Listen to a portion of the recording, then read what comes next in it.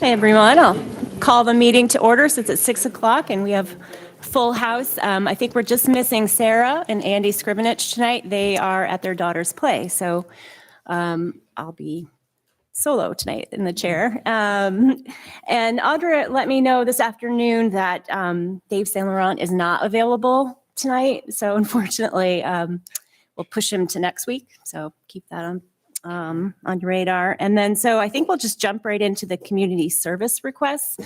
And that's tab 6. And I don't know, Audra, if you can kind of facilitate the order. And you probably know who's here from the different organizations and Not quite sure, but Okay. anyone who's here from the Legion, they typically go first. Or all right. Well, I know those guys. So Norman Skip. Join us. Anywhere you can find a microphone if you want to sit at the table to talk to people. Or would it work if they stood? Sure, yeah, whatever. Right there together. No, in that direction.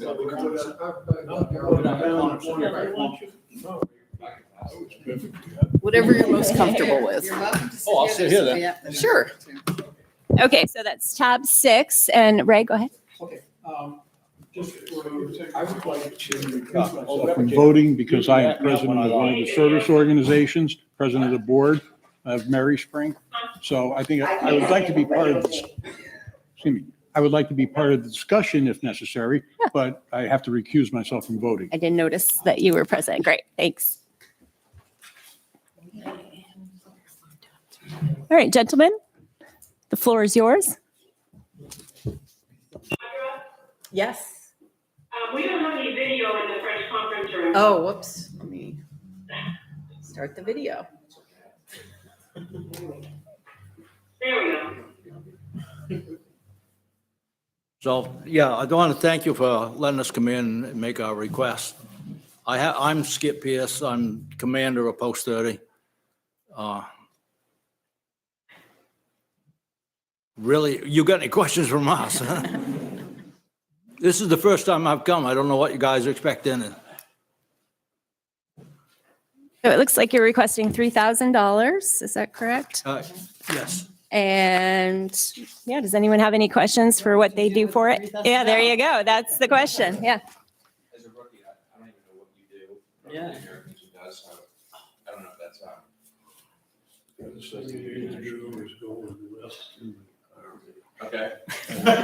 Then you can join. Then I can join. Then you can Yep.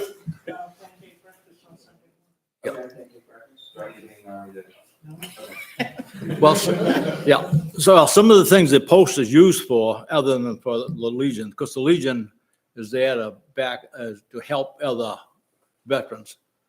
But the Post itself is, the Camden Garden Club uses the building quite often.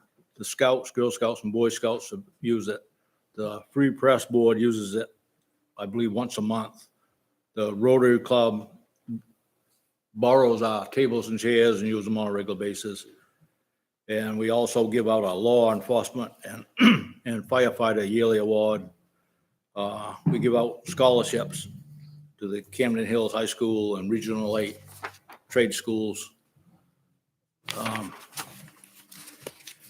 Also, some of the Post events is the Vietnam Veterans Remembrance Day. There's a POW MIA Remembrance Day. A month of military child, there's a family month, 4 chaplain ceremony, a post everlasting ceremony, Veterans Award, because Memorial Day. Basically, we're in charge of getting the parade stuff going. Goes around the 4th of July and Veterans Day. And buddy checks, which is something we take all the veterans that we can get the names of and give them a call and see how they're doing, and just to keep in contact with them. And of course, we get involved in some military funerals. On Memorial Day, we put out the flags on Mount View Cemetery and Oak Hill Cemetery, which amounts to around 678 flags. And all the flag holders that, as they get broken, we replace them with new ones. The cost of the flags themselves that we buy every year for that is around $1,400. And markers are up almost $1,000 some years. It all depends how many of them get broken, which they used to be made out of bronze. They were originally metal. bronze or cast iron, and now, Of course, as they get stolen and broken, and they're replaced with just a plastic one, so. That's the big events, plus some of the, smaller ones. To raise money, like we say, we have a bottle redemption collection thing going on. Plus, we have a breakfast 2 times a month on Sunday mornings. That's basically where our income from. Unless we can find somebody that wants to hand out some donations. We've never turned it down. There's always something to do. As 6 or 7 years ago, when we come in, it used to be a big organization. It ran down to where it was just a handful of people and there was flat broke. And then we kind of built it back up and been trying to upgrade the building, which we shingled both sides of it and shingled the roof. What else did we do? Just a constant thing, maintenance on the building. Is it a town-owned building? Is it a town, is it Oh, no. owned by? okay. no, this is owned by the American Legion. Technically, it's owned by, I suppose, the Legion Department of Maine. It's one of those deals. If we wanted to sell it, we would have to get their permission and give them the money. But the Legion itself did build Yeah, that was, the building. Yeah. Back, the building we're in now was built around 1966, as far as we can tell. Well, as a very proud father of an enlisted Army brat right now, I thank you for your continued service, and I'm ready to. Sorry, I got a question. So other than what you're getting from the town here and then the bottle redemption and the breakfast every other Sunday, what is the income that you get for the scholarships and the maintenance on the building? Is it just that for revenue for you? Yes, basically, the revenue is it on one of these papers? I have no idea. Well, you're supposed to, you read your papers. We have been very, very, very fortunate over the years to receive some very good donations Right. from people in the area that appreciate what we tried to do and support veterans.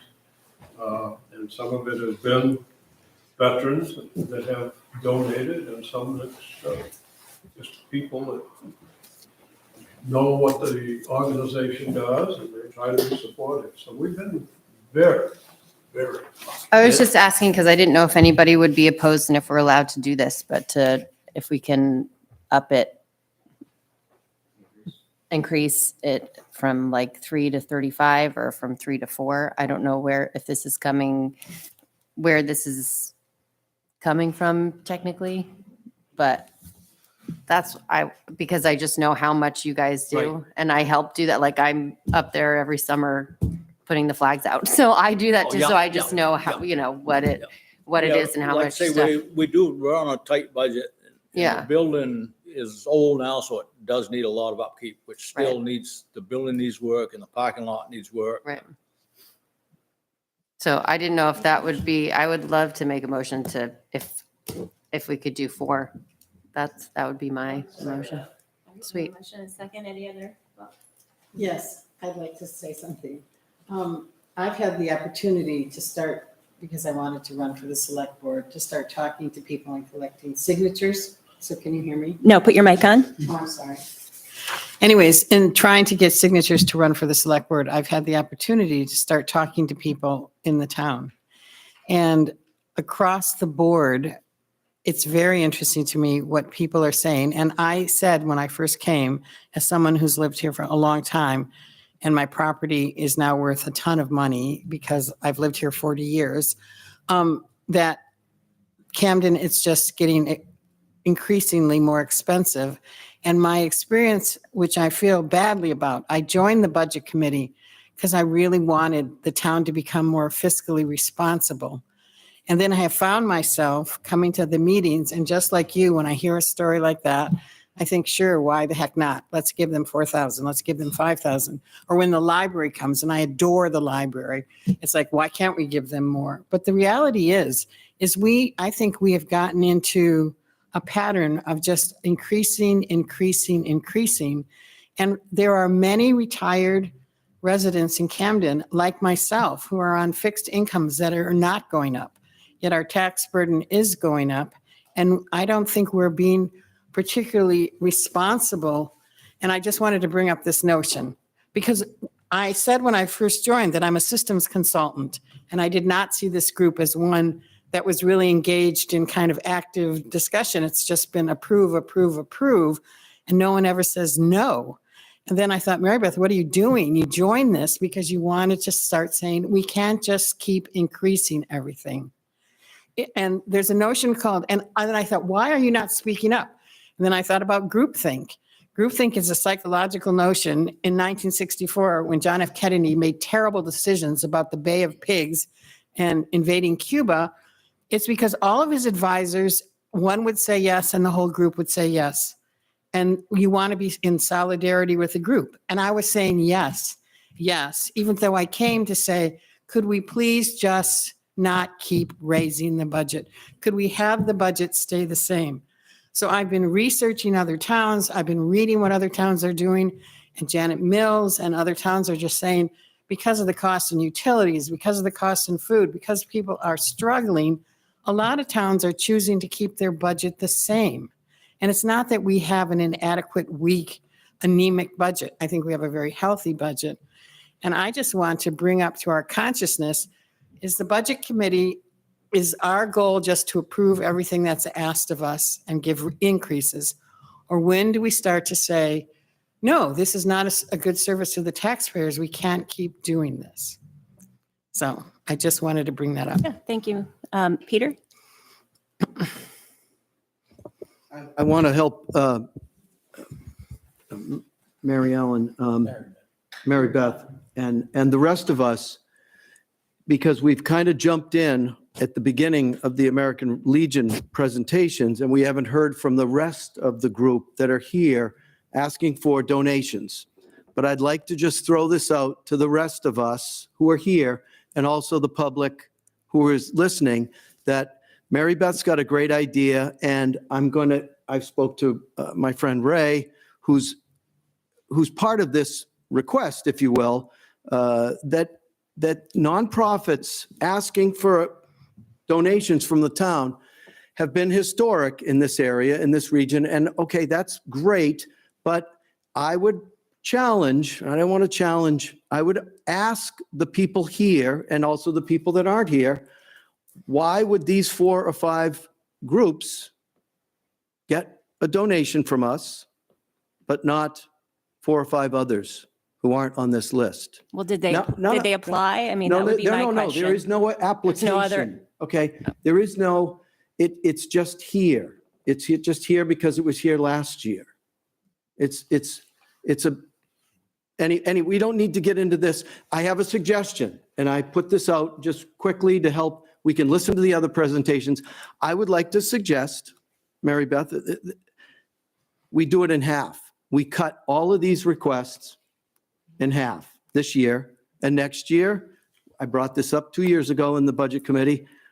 Next year, we do nothing. Now, it hurts. I'm the bad guy, and I'll take full credit for that. But tonight is a good start for us to get down to a reasonable concept. You've got great services. The Rotary Club uses the American Legion Hall. Of course they do. It's great. You've taken care of a great asset in the community. Thank you.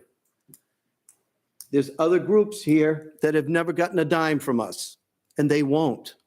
Because really, we should not be, what we should be doing is, it's funny, the Penn Bay YMCA is in here, and we're all done supporting them because we have a very active relationship now with the Y, through the Snow Bowl. No more teen center. Well, no, it doesn't. And they're not submitting the Well, application. it's because we already have now a very strong relationship with them throughout the year. And Beth, the department head, is here to tell us about it later. That's fine. Yeah, That's okay. fine. That's the purpose Sure. of growth and change. Anyway, Okay, so that's my Peter and Mary suggestion. Beth made their point, but we do have a motion on the floor. Does anyone else have to say anything? Because we have a motion and a second. So we will be voted. It was seconded by Peter and Karen. So we'll just go ahead and take a vote in the room. All in favor of $4,000 for the American Legion, raise your hand.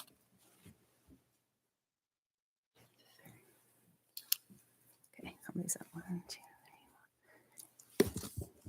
And I'm sorry, do I have anybody from this group on Zoom tonight? No, I just, so far away. I thought I was sitting in the right place. Okay, so, and then all those against that motion, raise your hand. 1, 2, 3. Okay, so it does pass. The ayes have it. So that's moved. So Thank you. thank you, gentlemen. I don't know, can we make a comment? Go ahead. I just think it's, You should turn on your mic. oh, sorry. Thank you. From being new to learning, thank you for describing in layman's term what you do. You do a ton. And I think from the immediate impression I got is that you interact with other town constituents so well with, use of your building. And I love to see, I think it's so neat and something that we should be encouraging is, that cohesive, that weave that we have and keeping it tight. So thank you all for what you guys are doing. Even though the post is located here in Camden, it's basically, it's really like a kind of a small regional post because you got Lincolnville, Hope, Union, Rockport. Oh yeah, Rockport. I remember Rockport. So that have members come into that. So they don't have their own post, they rely on. Right. So we try to remain active, and if you have any suggestions as to how to get younger members involved, let us know, Yep. please. The Legion post is made up of basically older members. So it's hard as far as doing work at the post. A lot of our members aren't capable of actually getting out and So is there a membership fee? Is that part? Or it's $35 a year, which we don't, some of that goes to the state. That would help. We get $4. Yeah. Whoa, go to town. Yeah. Okay, thanks. Yeah, Thank you very much. guys. Yeah. Okay, it looks like the Camden Garden Club. Do you have somebody here from? Oh, I'm sorry. Yeah.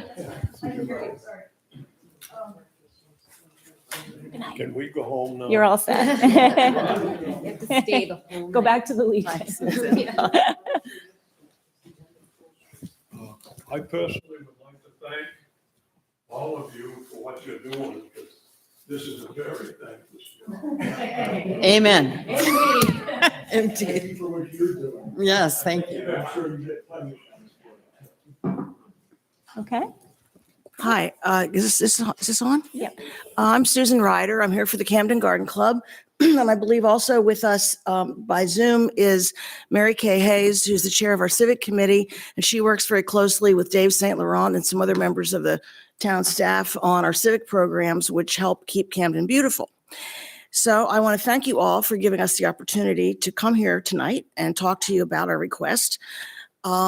We have worked, and some of you don't know maybe too much about us. We have worked to create and preserve the natural beauty of Camden since 1915. Here are just a few examples. Since 1925, we've decorated the town's lampposts. We've managed a street side tree planting program since 1974, planted traffic islands since 1984, and tended the village green since 1991. This year marks the 75th time we've held a house and garden tour to pay for these efforts, which opens the most beautiful private spaces in Camden to visitors who stay in our B&Bs, support our shops and our restaurants. All of this adds up to more than 2,000 volunteer hours a year. The good news is that our membership is growing and with enthusiastic gardeners who want to bring knowledge and experiences from other places here to Camden. They have lots of new ideas, and they've helping us open new eyes to see what can be done here to make our town's public spaces more beautiful, charming, colorful, and sustainable. The bad news is, of course, the costs are rising. And that's why we're searching for more funding. We're applying for grants. We're asking the businesses and residents of Camden to support our lamppost decorations, and we're asking the town of Camden to help us as well. I can tell you, as chair of the tour committee for 3 years, it's getting harder and harder to find citizens who will open up their beautiful homes to 500 strangers every year. And Ray, I know you feel that. You've been through it too. And so we have to look for new ways of diversifying our funding. And this is, I believe, since 2019, we've gotten support from the town of Camden to help, especially with our watering bill for the baskets on the lampposts. So we hope you'll consider us partners in making our town more livable and a source of civic pride. And we hope you'll give us our request of $5,000 serious consideration. It sounds like a lot of money for next year's budget, but it benefits the town, it benefits the people who live here, it benefits all the businesses, and it just benefits all of us to live in a beautiful place. So I thank you, and we'll take any questions you might have from me or Mary Kay. Peter? I'm just curious what the watering bill involves. $8,500. Where's that, is it? We have a is it- contractor who has to water the hanging baskets along Main Street, also the traffic islands, and all of the other boxes and all of the other places where we have vegetation so you- every so you're year. paying- So you're paying for the service too? The service and the water? It's not just the physical water. Mostly the survey. It's the service. It's the service. That's what, It's the service. Am I unmuted now? Yes. Yeah. Go ahead. Yeah. Okay, our water bill, the $8,500 includes the picking up of the baskets, the hanging of the baskets. It includes putting new dirt down in the traffic islands, planting the traffic islands, digging the traffic islands up, and watering our 6 spots, which are the arch boxes, the landing garden, the traffic island, 2 traffic islands, the bridge boxes, and the hanging baskets 3 times a week for 22 weeks. So the actual physical water bill is approximately $6,500. $8,500 includes the whole package there. And it goes up because the cost of water has gone up. And we are given no access to any water, even in the landing, we are told we can't use that water, so. If you want flower, I mean, this is a tourist town, if you want, I can't tell you how many people stop to say how beautiful things are when we're working, with our hands in the island, dodging the traffic on Route 1. But it's we have a tourist town, people like to see something pretty. You can take down the baskets, you can take down the traffic islands, and it's just like any other town. So that's the bridge we're crossing right now. Okay, so it looks like the Garden Club's requested 5,000 for this year, and the manager's recommended amount was 4,000, Audra? So you're just trying to maintain it at last year's level? Okay. But I knew that there were going to be these sorts of. Yeah, of course. Okay, so Peter? I'd like to make a motion that we accept the town manager's recommendation for the Camden Garden Club of 4,000. I second, yes.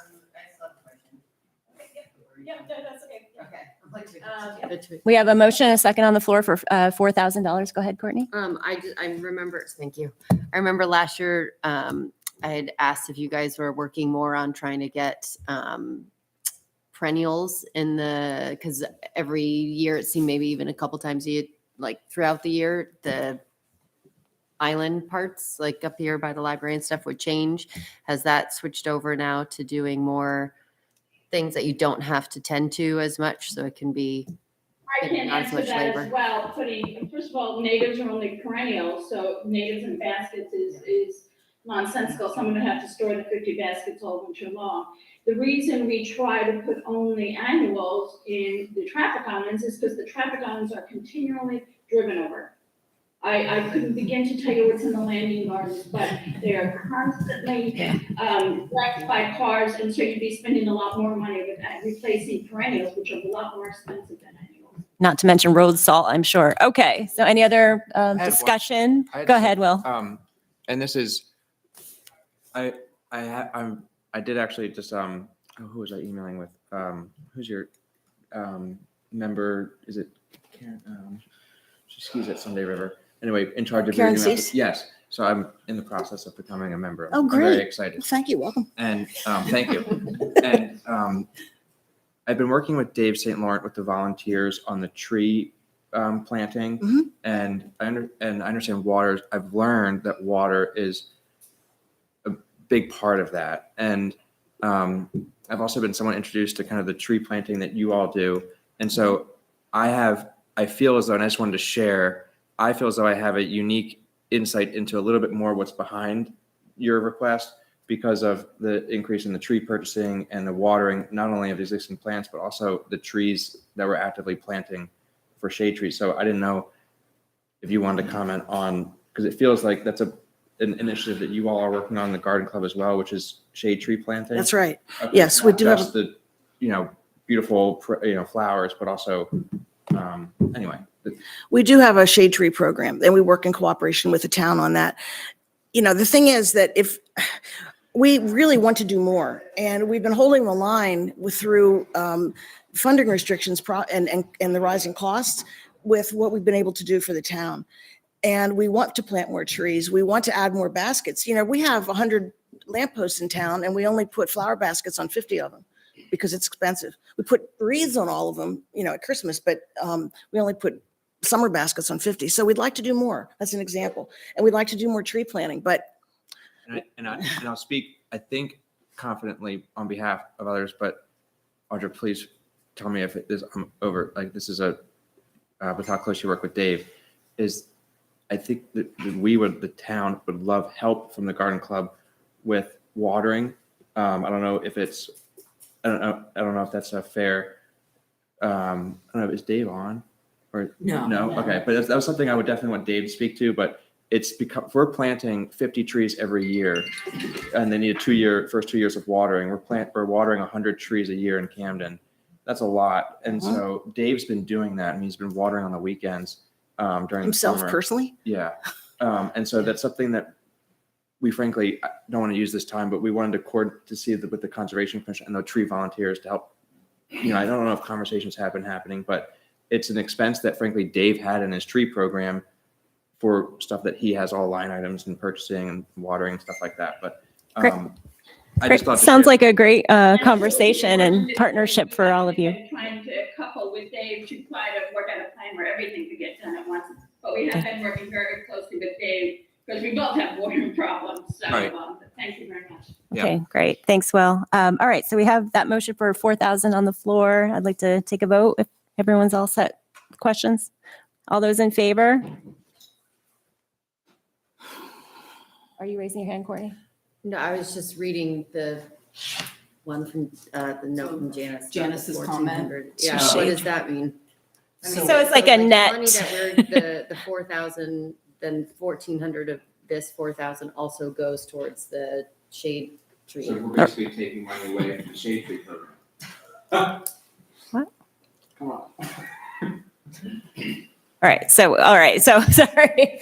Okay, so we got, Thank you very much. one, And we two, look three, forward to four, working with the five. town more closely. Thank you. and you were you weren't voting on that one either? Okay, all right, great. So that motion carries. Thank you, Garden Club. Beautiful job. That seems silly. that I they're know. giving the money to the shade. Why don't they just- So we have the Camden Rockport Historical Society next, with a request. They put in a request for $8,000, and the town manager is holding it steady to last year's recommendation of 4,000. So That's like, no, do we have anyone from historical? The Historical Society. Can I raise the question? In the past, it's been a procedure, if the representative was not here, that they weren't going to be considered, I believe. And I don't know if that still is the process or not. I really don't know. I don't think I've ever had a meeting where we had to contemplate that, so. Is the Historical Society part of the place out here at the Yeah. end now? Yeah, Conway. Conway House. Peter, I move we, Hello. who's that? Heather Moran here Oh, okay, great. Phew, just in the nick of time, Heather. Sorry about that. I had trouble with the connection. It wouldn't let me respond in audio. Great. I think a lot of us know what work you do. Do you have just a quick little presentation synopsis of what you're requesting and why? Absolutely. Thank you for the opportunity. So we have put in a request, as you said, for $8,000 this year. That is because of two major things. The first being the good news is that we have revitalized our living history camps for the area youth. So these are camps for students ages 7 to 12. We ran them very successfully last year. And we are expanding the program. It was 2 weeks last year. We're expanding it this year to the full month of July and part of August, and developing a program for returning campers to build on those skills that they've learned. So that's the good news. We've gotten a lot of requests for students to rejoin and attend this year. So we have hired an education director in the last year, and she has been phenomenal. She's a professional educator who is from Fort Western in Augusta and has done this for decades. So it's been super beneficial for us to help re-engage with the community and allow them to see what we do in addition to our Maple Sunday events, our Windjammer Weekend, and other events, living history interpretation events that we have throughout the year.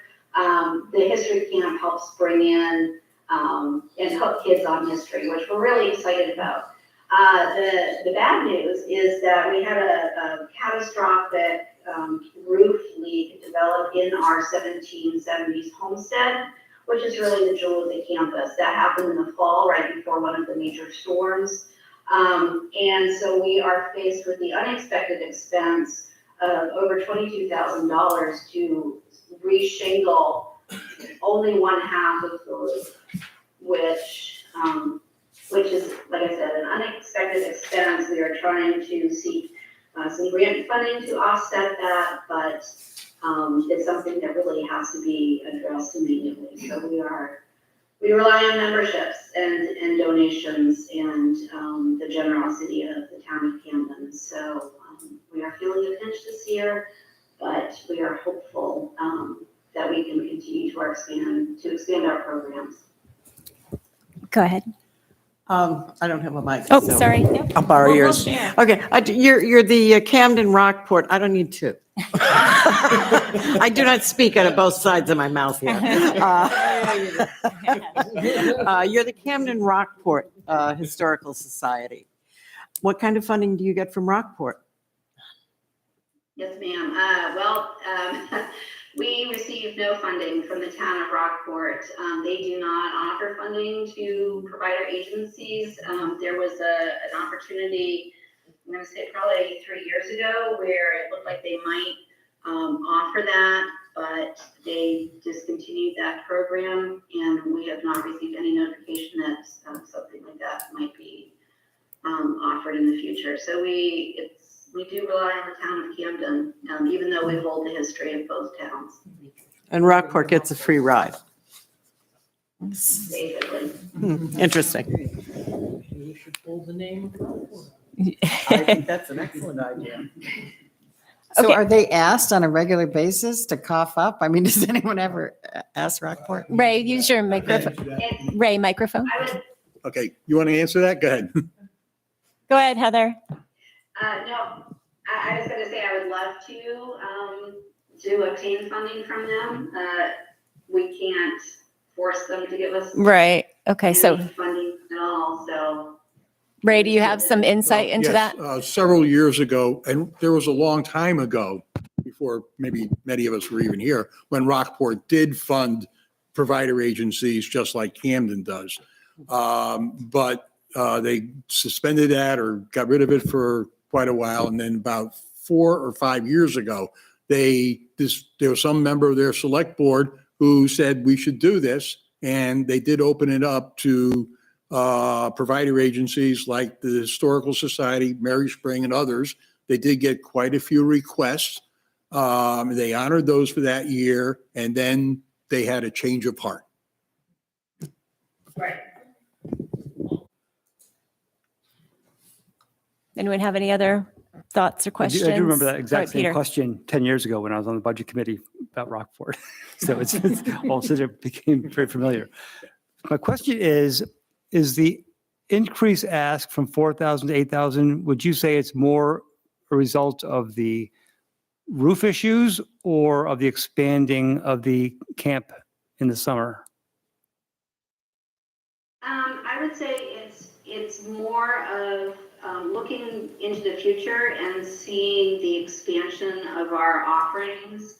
Like I mentioned, we are expanding the summer camp this year, and our education director, Susan, is also planning some events for adults. So I would like to see that area grow. I mean, I am hopeful that we can obtain some grant funding for the roof problem to offset that. But I'd really like to be able to expand the educational piece, because I think that's the core of our mission. So if we can expand upon that, I think that is the most beneficial for the community. I was hoping you might say that because I don't know how it's going to go tonight, but I'd recommend no matter what happens that you reach out to the school district, because I know there's a big effort in summer programming for kids, and I believe, actually I know that there is some remaining funds, grant funds to support that. Good. That That's good. I don't make that decision though. Peter, go ahead. Hi, Peter. I'd like to make a motion. I move that we approve 4,000 as the town manager has suggested for the Camden Rockport Historical Society. We have a second. Okay, we have a second for Mary Beth. Any other questions, thoughts? Okay, all those in favor? I'm sorry, I can't see all the way down there. 1, 2, 3. Okay, it looks like that's unanimous, so that motion carries. We'll be funding at last year's level, but thanks for your good work. And I think huge need for summer camp. So if you can probably target lots of grants for that, or it sounds like other funding. So thanks, Heather. Thank you very much. Okay, take care. Bye. Bye. And then finally, the McGuntacook Watershed Association is. Oh, I'm so sorry. I'm so sorry. Yeah, I've skipped right. I crossed off Penn Bay and skipped right over Mary Spring. Okay, Mary Spring. John, thank you. Good evening. I have a brief statement. Hello, everybody. My name is John Fromer. I'm the program director at Mary Spring Nature Center and also a trustee. I would like to thank the town of Camden for all the support that you've given us over the years. We're very grateful. And I'd also like to thank this committee for considering our request of $1,000 again this year. That amount may be a small portion for our annual budget, but when you're a nonprofit, every dollar counts. I'm sure most of you are familiar with Mary Spring, but let me highlight a few things about the Nature Center. Mary Spring, founded in 1974 as a nature sanctuary by Mary Ellen Ross, is located at the end of Conway Road, just past the back entrance to the Camden Rockport Historical Society. Mary Spring has 66 acres of woodland trails, an arboretum, open meadows, a greenhouse, and cultivated gardens. Mary Spring is open to the public free of charge every day of the year.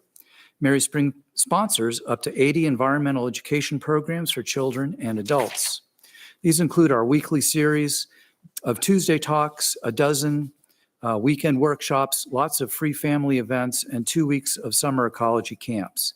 In addition, through our community outreach efforts, we provide guided tours and other programs for children from various schools and youth organizations, and we have even taken Mary Spring to them for more nature learning opportunities.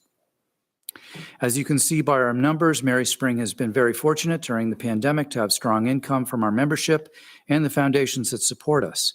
Mary Spring has about 500 members, family, individuals, and businesses, including about 200 from Camden. The pandemic also curtailed our largest fundraiser, the Kitchen Tour, from 2020 to 2022. Due to the continued risk of COVID-19, we will not hold the kitchen tour this year. However, the pandemic has not curtailed the services we offer to the citizens of Camden and surrounding towns. Mary Spring continues to remain open every day from dawn till dusk, free of charge, offering everyone an opportunity to enjoy the great outdoors. This resource is an especially important one for local schools and youth organizations. The children coming to Mary Spring enjoy the nature hikes, outdoor programs, and the fresh air. We also held our weekly Tuesday Talk series via Zoom during the winter and fall seasons, switching to outdoor sessions near the flower gardens in the spring and summer. We distribute free Explorer kits for families to have a Mary Spring adventure in their own backyard. This year, we requested and distributed hundreds of free posters from the Maine Inland Fisheries and Wildlife Department to schools in Camden, Rockport, and beyond. We do all this with just 3 employees, our managing director, Tony Goodridge, our garden manager, Denise Disparito, myself, and a dedicated core of volunteers and trustees. We estimate that we receive about 12,000 visits per year to Mary Spring, many of them from Camden residents and summertime visitors to our community. We hope that you will come to Mary Spring Nature Center too, and thank you again for your time and your consideration.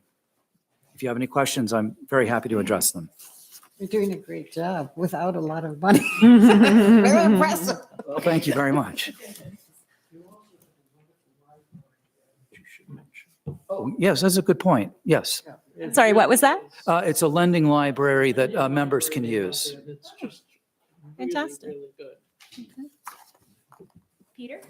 So before I make a motion, I'd just like to make a point that we've learned through the pandemic and we've learned through the school district when they've had their budget hearings and they're putting together how they've learned the new trend in outdoor activity and outdoor learning experiences. We've seen more partnering of, you just mentioned that there are a lot of schools are getting more and more involved in discovering Mary Spring.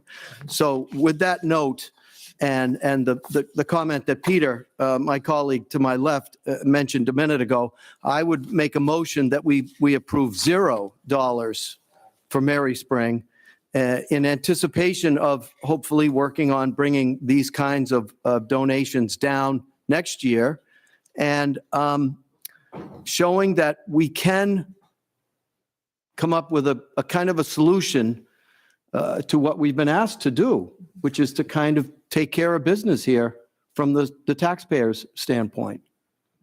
So that's my motion Does of anyone- $0. Does anyone second Peter's motion? We do not have a second.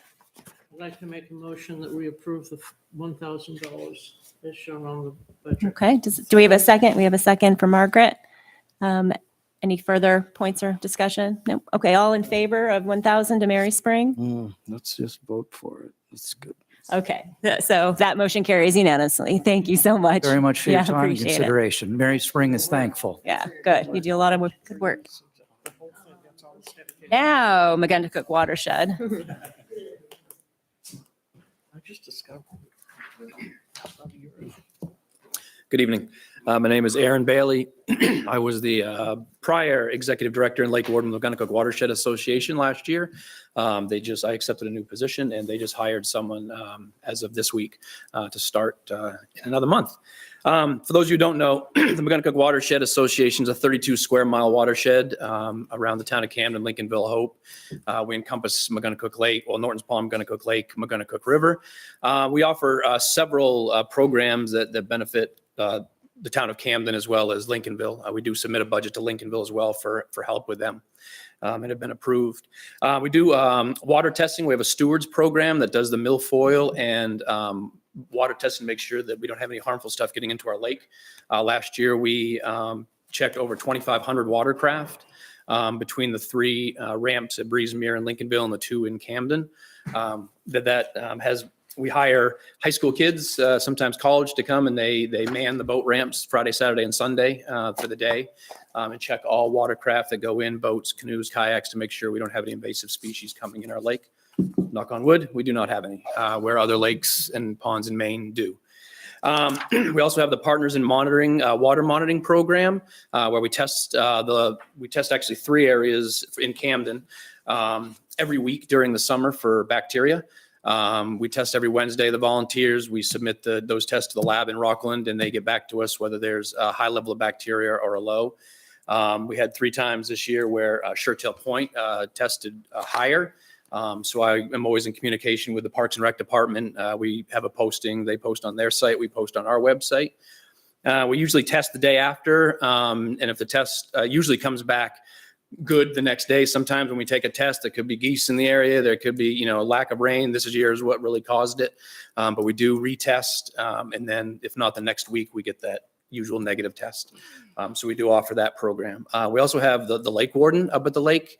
The lake warden is in charge of putting out all the buoys, all the navigational buoys for the town of Camden, and the ones in Lincolnville and Hope. We found out this year that previously the buoys have been free from the state of Maine. However, this year we have to start paying for them. Half this year, which is like $130 each. Normally we don't need many unless someone runs one over. So they don't get replaced often, but they do need to get replaced. And the next year it could be funding all of them, which is around $250 each. The lake warden also, although they have no, law enforcement powers, police powers, they do stop people, constantly for education, for safety at the lakes, for fishing and boating and kayaking and swimming and things to that nature. So that's a brief synopsis of the things we offer. Yes, sir. Just a little technical question here. So we had Randy Gagne of the public safety group last week, and we approved his budget, and he's requesting 11,000 for 16 hours per week of da-da-da-da. So we have a lake patrol by the police department, and we have a $6,000 request to support your efforts. So this is not a duplication of efforts. I'm a little mixed up. Sure. So this is a new program for the police department. Correct. So, So the lake warden is out there, if not every day, almost every day in the summer, once the ice goes out, till the fall.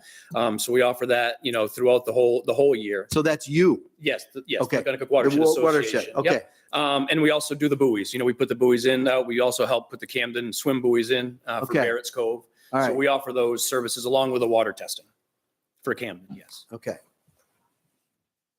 Mary Beth? Yes. So I just try to understand this. You appear on the budget for the first time. It doesn't look like you were on before? Yeah, we've been on. I can explain Can that you, further. yes, Sure. please. So that used to sit in the recreation budget, and that was kind of like a historical thing where they were helping Parks and Rec get the buoys in. It was before the police department did the patrols. So, they were out there basically doing everything McGonagall Lake related. So they sat within the recreation budget. And we just felt that being a provider agency, particularly once the police department started doing the patrols, was a better home for them within the budget. Yeah, the Lake Patrol also in the off season in the winter, they provide patrol of camps and things around the watershed. So via snowmobile or by foot when we can't be out on boat. So that's a year-round service that the watershed provides as well. So what's your main funding source? If we gave you nothing, where do you get the money to Membership. operate? Just your for membership. And how yes. much is the membership? We have roughly 300 members-ish, a little shy of that. Yeah. So it's not that huge. No, and we do get a partial grant from the state of Maine to help with some of the Partners in Monitoring program. But like last year, there was every weekend we were out there. The kids were out there. There was no rain, so they were out there. So we did a ton of hours out there last year. So Thank you. Excuse me. Does this also include services to the Lincolnville portion of the lake, the Watershed Association? covers- Lincoln, we submit a budget to Lincolnville as well. You do? And they help us with their portion, yes, because we do test areas in up around Lincolnville as well. Aaron, we've spoken on the phone, but we haven't met, so it's a pleasure to meet you. Maybe it just gives a sense to another service that they provide. My fiance and I have a farm in Lincolnville. It's waterfront on Gunnacook. It's near Wiley Neck. And we had a bunch of algae that was around our dock there. And I didn't know who to ask, and I immediately thought I should call Aaron. And Aaron the next day went down, checked it out, made sure it was safe, and he did that, and he helped educate me. So that was incredibly appreciative and something that you might not see in this, but it's a service nonetheless to the town, and it's greatly appreciated. Thank you. And I don't know, Aaron's not mentioning, but your job that you're moving to is a police officer. Again, yes. Yeah, so thank you for your service. Thank you. Very humbly to mention that, Yes, but- back at it. Yeah.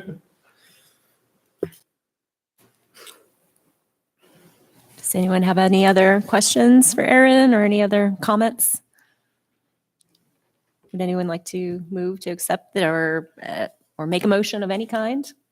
I move that we accept the town managers and department head recommendation of 6,500. Do we have a second? I'll second that. Okay, any other thoughts? Okay, all in favor? And those opposed? 2 opposed and 1 abstention. Okay, so the motion carries. The ayes have it. Thanks, Aaron.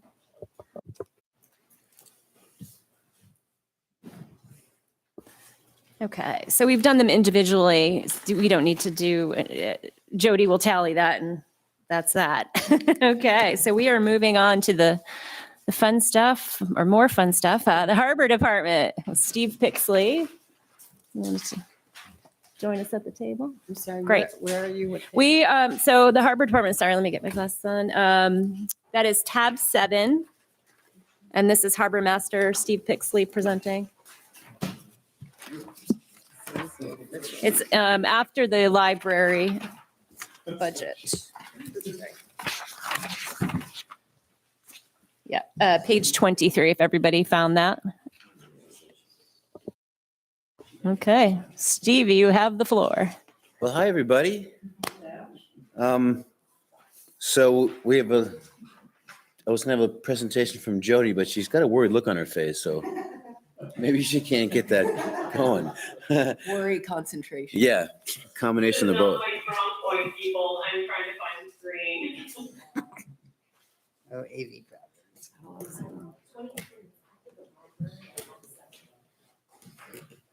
Well, while that's going, I can basically say that this is my 22nd year. I'll be starting my 23rd year as harbor master this spring, happily. Basically, the way I work my budget is I look at the last year, the actuals for the last year, and I look at what I actually spent in those areas, and I pretty much just extrapolate. I figure out what's changed, what's gonna be a little different, and that's how I come up with the budget.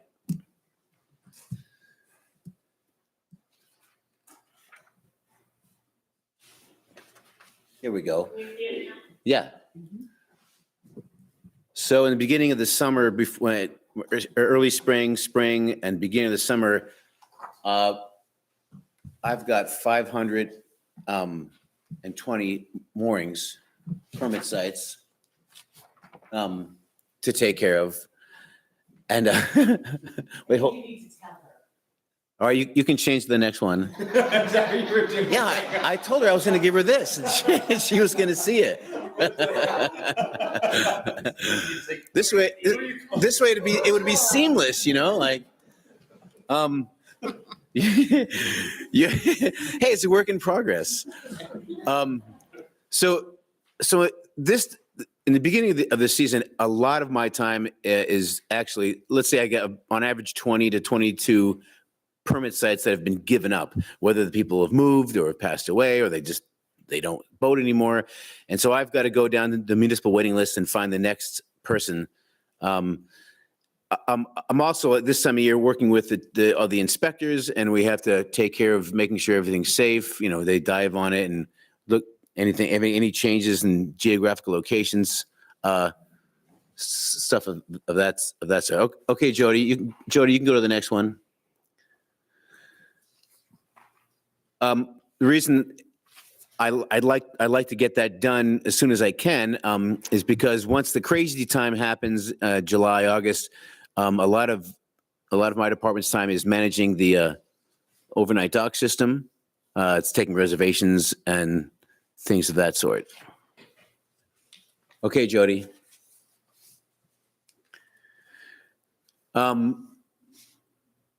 We also manage the, the fishing, commercial fishing fleet and the day sailors and the windjammers, which is lots of fun because like the fishermen never fight or anything like that. So that's easy, All right, Jody.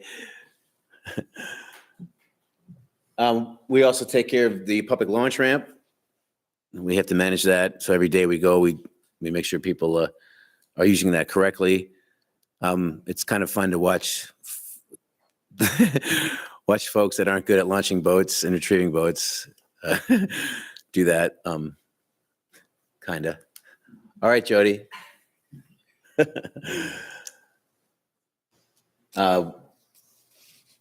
Yeah, beginning of the season, we put these in, and we also help the Curtis Island. We take folks out to do work at Curtis Island, give them boat rides when they need it. Okay, Jody. We also have to make sure that the 5 mile per hour buoys and the starboard and port buoys are all set for the channel. We also take care of the public restrooms. That's kind of new to us. That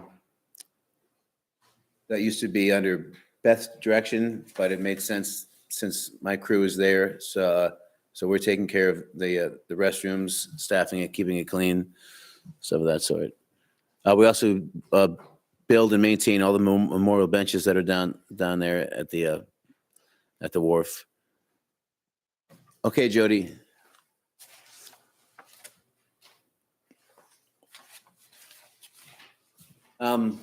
Yeah, so June to October, I have a pump out boat operator. I've got two assistant harbor masters, and I have full-time receptionists, plus my crew that now for keeping the bathrooms clean.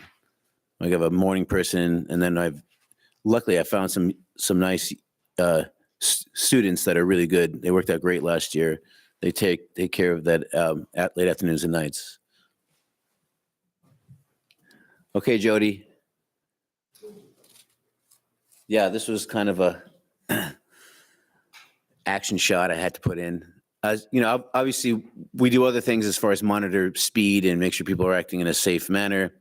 This is actually a ship that was in Camden, and that was off of Rhode Island, actually, that fire. Luckily, we haven't had a fire like that here in Camden.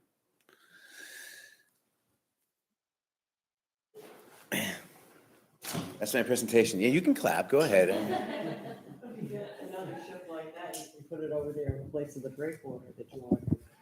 A lot of money. I have a question. Go ahead, Karen. On the line items, public landing restroom, it says new. It's in there twice. One says public landing restrooms and the other says public landing restrooms maintenance. It appears from the way it's listed here that it was somewhere else on the budget at one time. Am I right? Yes. How come it's in there twice? I think one line is for the labor to clean them, and then the other line is materials and supplies for the restrooms. Yeah. One is for payroll for the hours it takes, and then the other one is for the actual supplies and upkeep. Yeah. All right, so the first one is payroll Correct. and the next one is supplies. Okay. May I ask a question? Okay, on that same subject, and since we have Parks and Recreation, which had that on their budget before, how does this compare without me having to go change pages? I think it's a lot more than it used to be. It is Can a you lot. explain why it's a lot more? Do you want me to Yeah. do that? Yeah, go ahead. So I would say that if I could name sort of like my top 5 things that I receive complaints about every year, the cleanliness and condition of the public landing restrooms, right up there at the very top. And it just takes an incredible amount of labor to keep them clean to a standard where we're not getting constant complaints about about what they look like and how they smell and Okay. materials being. In the position of making full disclosure and everything, my wife is one of the ones who was called about that, so. You love me a softball, right? Well, and also I just want to comment then after the last 5 years, we've seen just a lot more activity in the harbor area. So it's just getting a lot more use. I mean, it actually looks like it was just under budgeted this year because if you look at the actuals, so it's 2 pages in, the actuals expense for last year was 32,000 for wages. And so far this year to date is almost 30,000. And 23 was budgeted. So budget to budget looks big, but budget to actual. It's a little weird because, their season is primary, the July to October, so it's kind of front loaded. So we spend a lot of that money. It's still 7,000 more than the budget. Yeah. Sorry. Does anybody else have their hand? Go up? ahead. Did I just No, jump go in? ahead. The 37,000, if I am hearing it correctly, that's just to pay somebody to clean the bathrooms? Yes. Oh. So is that just one person or is that contract? That's 3 It's people? 3 different people. You and the cleaning. I know. Well, I'm like, can't we just all get on the same schedule here? No, I'm So, I sensing mean, a I theme. had that, Yeah. I had that one about, and then Karen said the other one about the other restrooms, but, And that's because it's open, they're open 24 hours. Right. So are they? The bathroom? When did that happen? Didn't we get, yeah, because they used to be locked, right? The other question that I had, the pump out personnel line, the 2003-0137, that I'm assuming is extra salary for somebody who's just operating the pump out boat. boat operator, correct. So that's not you or any of your deputy people, that's somebody extra. That's the pump out boat operator. Right, but who is that? Who do you? Last year it was John Allen. Okay, so he's a separate person. I mean, he's not pumping out 24 all the hours. So when he's not pumping out, he's doing things Other things. for the town. But and that's separate from your junior people. Correct. And I think maybe this is what Courtney's getting at. So, and Jody can correct me if I'm wrong, we get reimbursed by the state for that program. So I believe that's why it's kind of separated out. Is that correct, Jody? Yeah, we get between $10,000 and $15,000 a year back from the Department of Environmental Protection.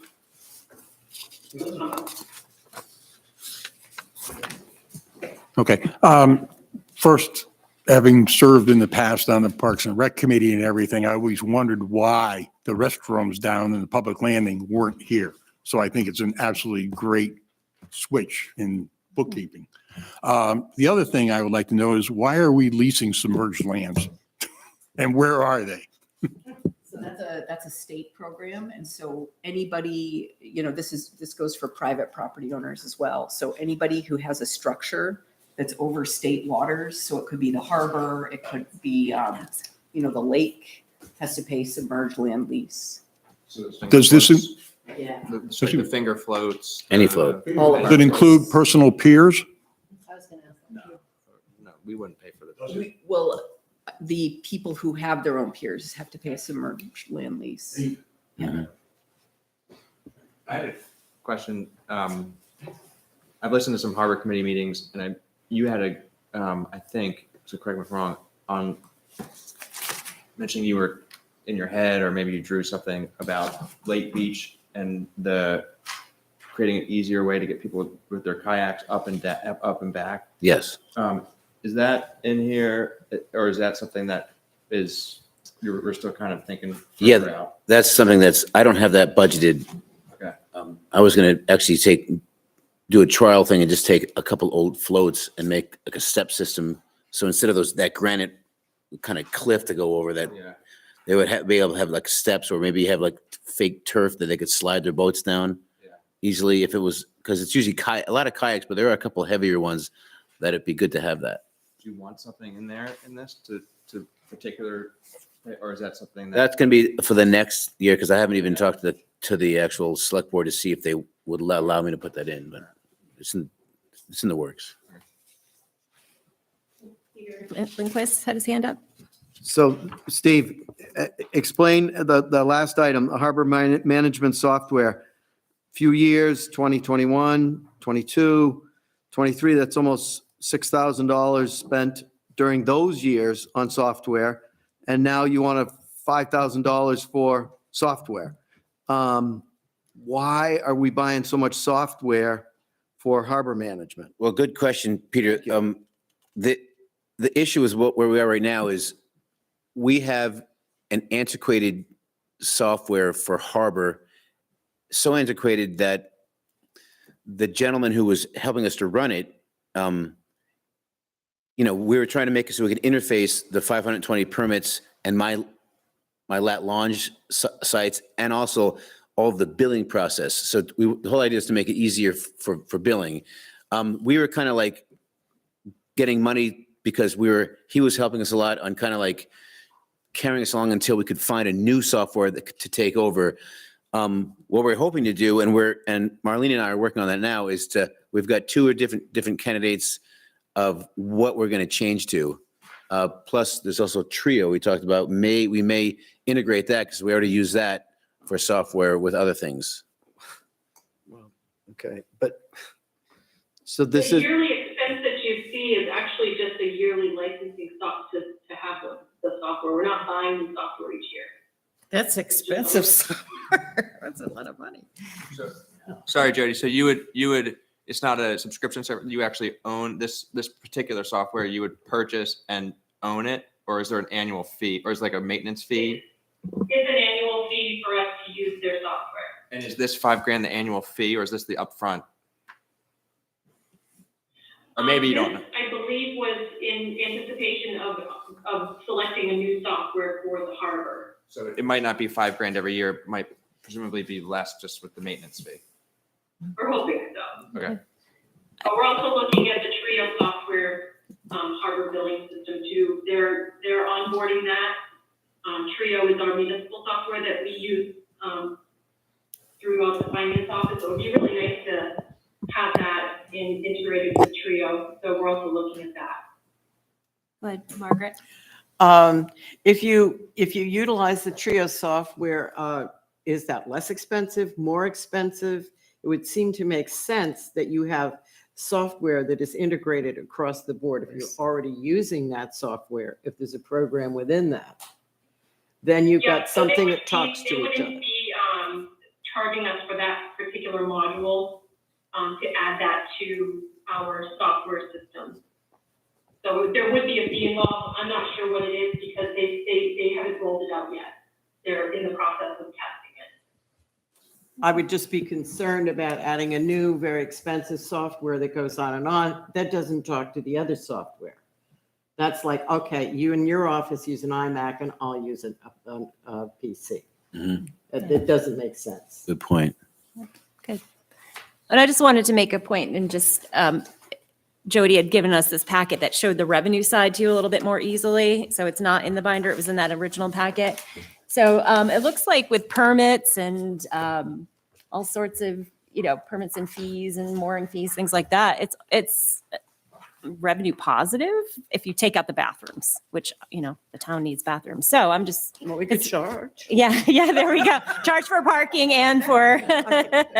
Park pay. Park pay. Is the select board listening? No, I'm just kidding. So anyway, I think you provide a great service and, obviously we're charging enough. Is that that seems like the big question. Are our fees consistent with other towns? And then it's covering, because our harbor is our biggest asset, really. Yeah, and I think the harbor committee and the select board, they make sure that they look at fees annually so we can adjust if we need to. So they do a pretty good job with that part of it. Mary Beth? Yes. I just want to bring up, I lived in Germany for 3 years and you could never go to a restroom without paying something. And you just get used to it. You'd always have a euro and you put it in a little thing. And I know it's almost like heresy do we ever think about like charging something? Like, cause it's not to keep these restrooms clean and it's a big deal. And I understand if people are complaining about it. Plus, they found that psychologically, people take better care of something when they had to put the euro in versus the ones that were blah, blah, blah. It's just kind of whatever. I don't know. It was, and people just get used to it or whatever, 50 cents to use the, could be something we could consider. Revenue stream. At the risk of TMI, I was getting off a boat at Lyman Morris. I'm a customer at Lyman Morris.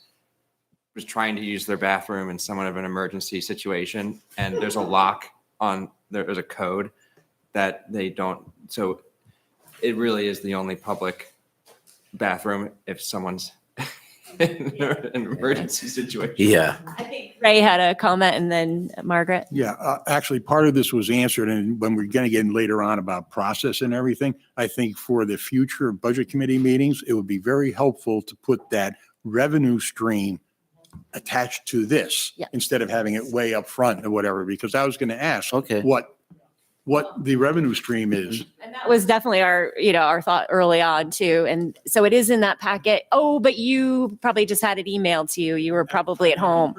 Okay, I know. But that is definitely for next year because that is helpful to know. And I just want to, I don't think we can move our revenue lines into the expense portion of our budget. No, it's this presentation. Means Oh, a I see bullet, what you're like a bullet saying. point, yeah.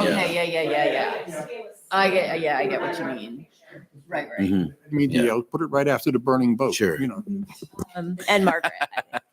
No, Put it with the burning boat. Comment on the revenue. Instead of the burning. The harbor is only asking for $13,900 more than it brings in. And I think that's most, when you stop and think what restrooms have added.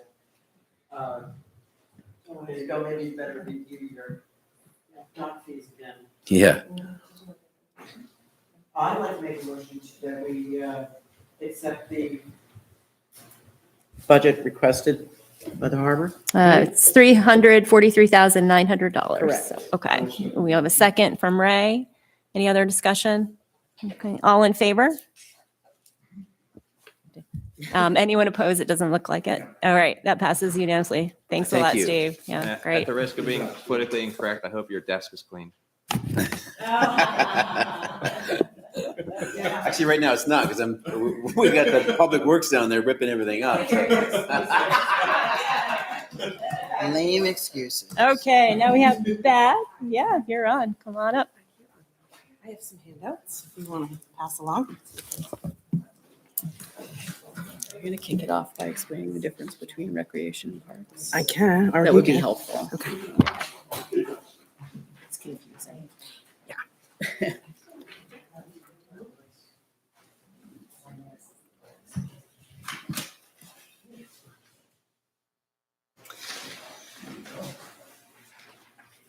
I had a quick question now that Steve's gone, which I should have asked when he was here. But I think last year, I remember the full-time wages, or his full-time wages, he had one with Harbor and then also with Parks and Rec. Is that correct?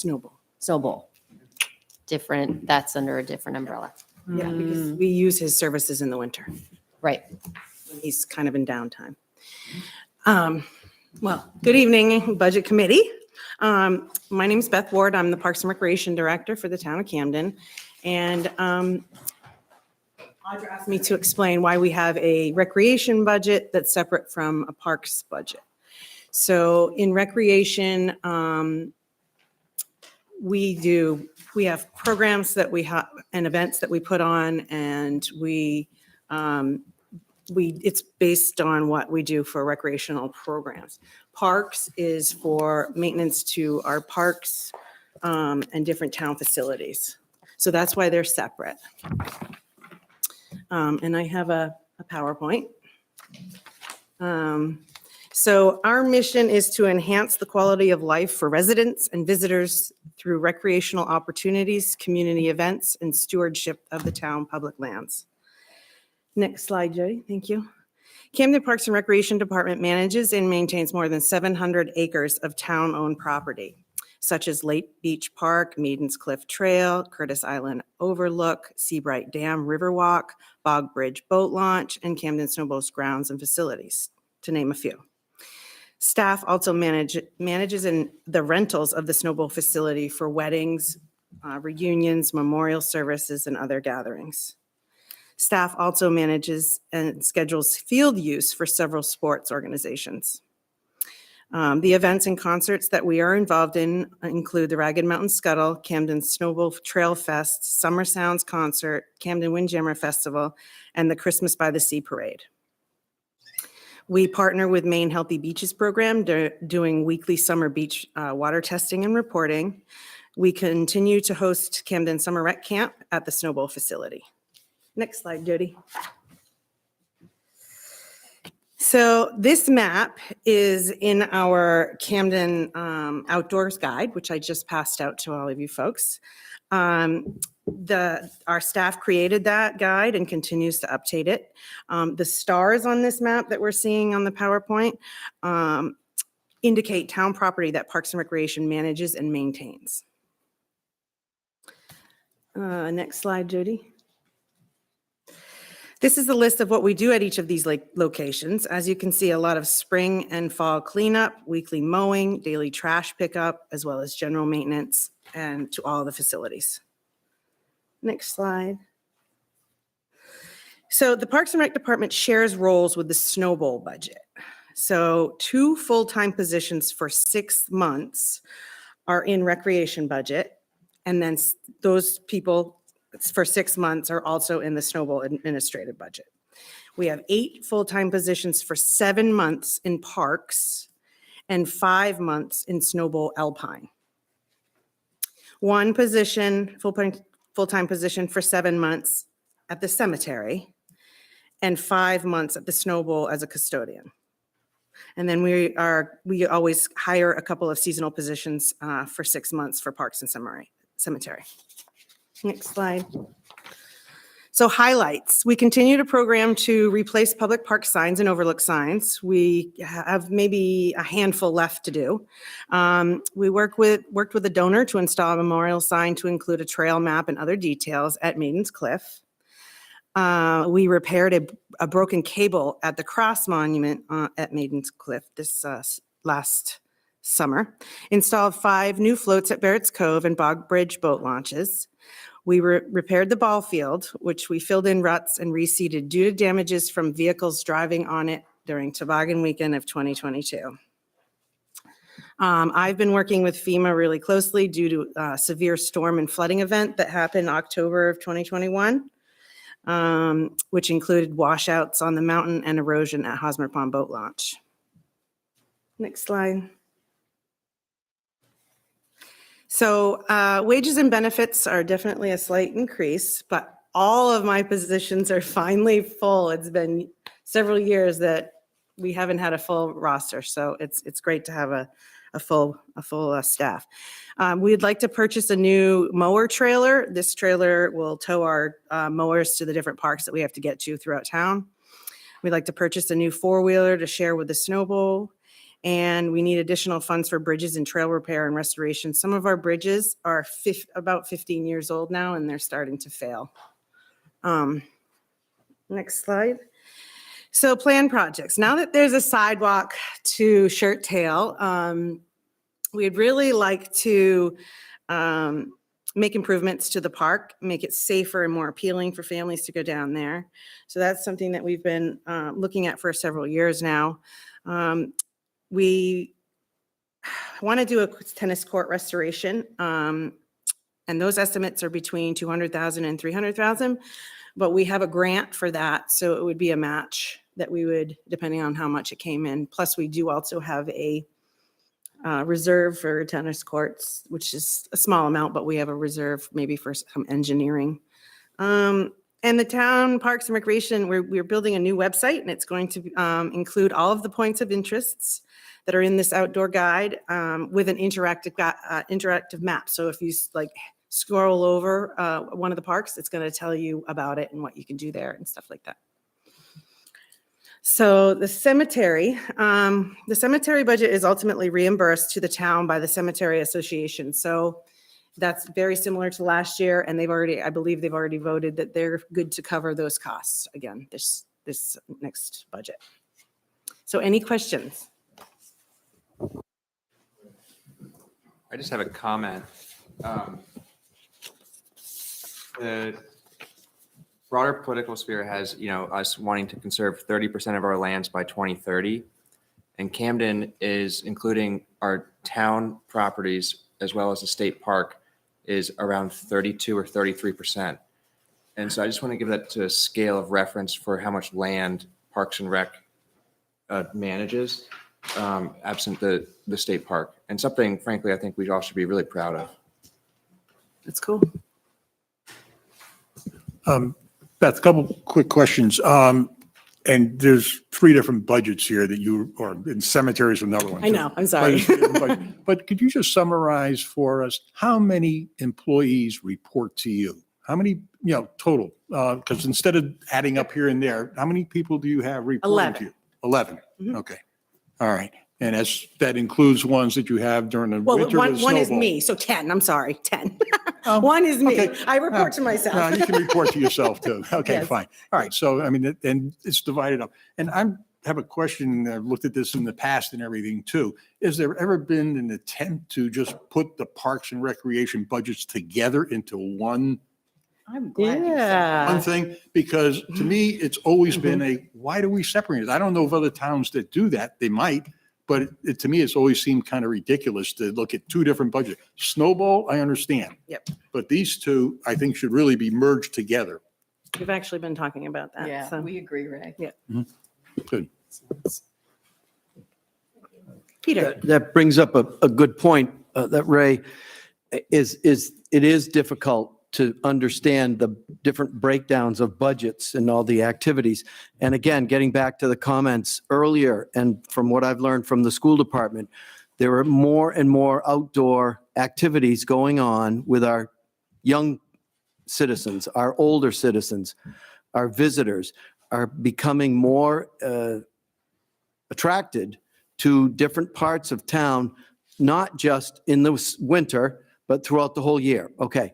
So, and I'm asking this because I want you to help me understand when we get to the snowball. So we now have, that was a vision that was given to us by Mr. Cooler, this year-round asset. So we've taken his vision and it's really become quite true. And where maybe it's in the snowball budget, see, but where do we see the relationship and the future planning for a better partnership or a better allocation of resources down the road for working with the Coastal Mountain Land Trust? So to augment what they're doing, where do I see what they're doing in your budget? Tell me where I see that. Well, we don't really give them any money. Okay. We partner with them to do trail restoration work on their trails. Okay, and where would I see that in this budget? I don't think you would see it. Oh, okay. Because they do their maintenance on their parts of the trails. Our trails that, correct. Right, they do. Let her. So they maintain and go for grants and go for more land through their own budgets. And we partner with the idea of, okay, so if we're going to build this Round the Mountain trail, this is where it's going to come into the Snowball Ragged Mountain area. This is where it's going to end. And we're going to collaborate with you to build that part of the trail on town land. Actually, I think Peter's opened up a great segue to Okay, a sure. capital discussion that we need to have. So I don't want to make anything any more confusing, but we did propose quite a large amount of money in the Snowball reserve account for this year. I think it's like $100,000 you'll see in the capital reserve budget for the Snowball. And one of the reasons behind that is much like what Peter's saying. So we applied with Coastal Mountain Land Trust for a Land and Water Conservation Fund grant. And they have the match to their part of it, which is. Okay, and the grant amount was what, or So the total proposed? grant amount was like $400,000. Okay. And their portion was. 130, Okay, something all like right. that. Yep. So you've pretty much answered, okay, so if I understand Audra, I mean, it's in the Snowball side. No, it's It's actually. in capital. It's capital. Okay, all right. So then last but not least, and I'll let everybody else get back on track. But a year or two ago, you know that we were in this room, or it was the select board, and we had it was Jeremy, we had a ruling by the DEP, or we had to go and measure the entire developed area of the asset, Ragged Mountain, whatever, the stuff that Camden owns. Now, where in God's name is that study, and that's something that's supposed to have done? It's in the works. Okay. Gartley and Dorsey are working on it as we speak. Okay. We've had several meetings. We're getting close to, And it's called site law. okay. Yep. And what happens when it's done? Then what we're doing is we're showing DEP in the state everything that's been developed Yes. on Ragged Mountain by Yep. the town. Yep. And once we hit the 20 acres of development, it triggers that we need to get this site law. And so that's what we're working on. So I guess the benefit of it is once it's done, we have our site log development permit for the Snowball. Okay. So we won't need to keep going back for any little. Okay, but it's incredibly important Yes. as we go forward. So it would I'm not trying to suggest how to run your department, but it would behoove you to educate us about where these little nuts and bolts fit to this. Yes. Okay, that's perfect. Thank you. Okay, another one, and on the line here on grounds maintenance, okay, under recreation. And you're asking for 4,000, and what, Okay. I'm on, this is page 25, Yeah, I can see it on Audrey's Yeah. computer. Yep. okay? And having spent many years on the Parks and Rec Committee and everything, and I think this is something we've always talked about, that should be a lot higher. I mean, there is, and I'm not talking about the major things like the tennis courts or whatever, but the ball field there needs work on it. And not just the grass part that's used in football, but the whole thing. And there's a lot of things that I think $4,000 does not maintain the sports fields that are getting good use throughout the year. And I personally think that's my personal feel, is that number should be higher. And I will say why it was just 4,000 was because last year we also did the infield, which we only do like every 3 years. And that was at the expense of like 2,500. So that doesn't have to happen this year.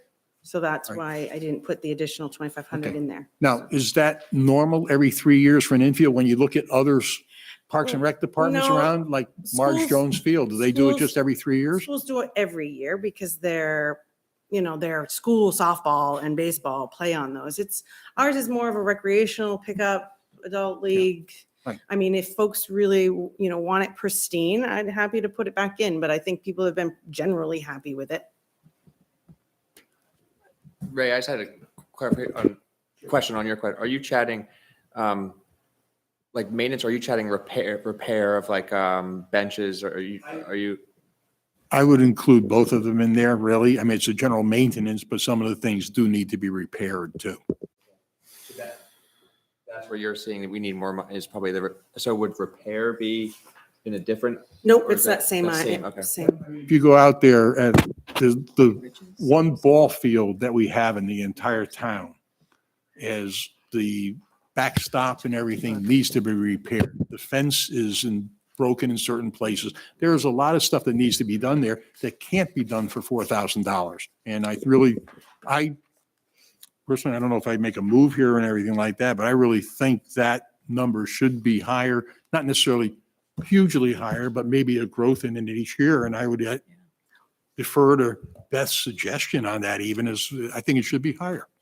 Yeah, Audra just reminded me that would include some of the bridges on some of the trails as well. So actually might need a little bit more. We do have a grounds maintenance line in the parks budget too. See, this is where we're just on recreation, which would be ball field and tennis court, where you would recreate. Yes.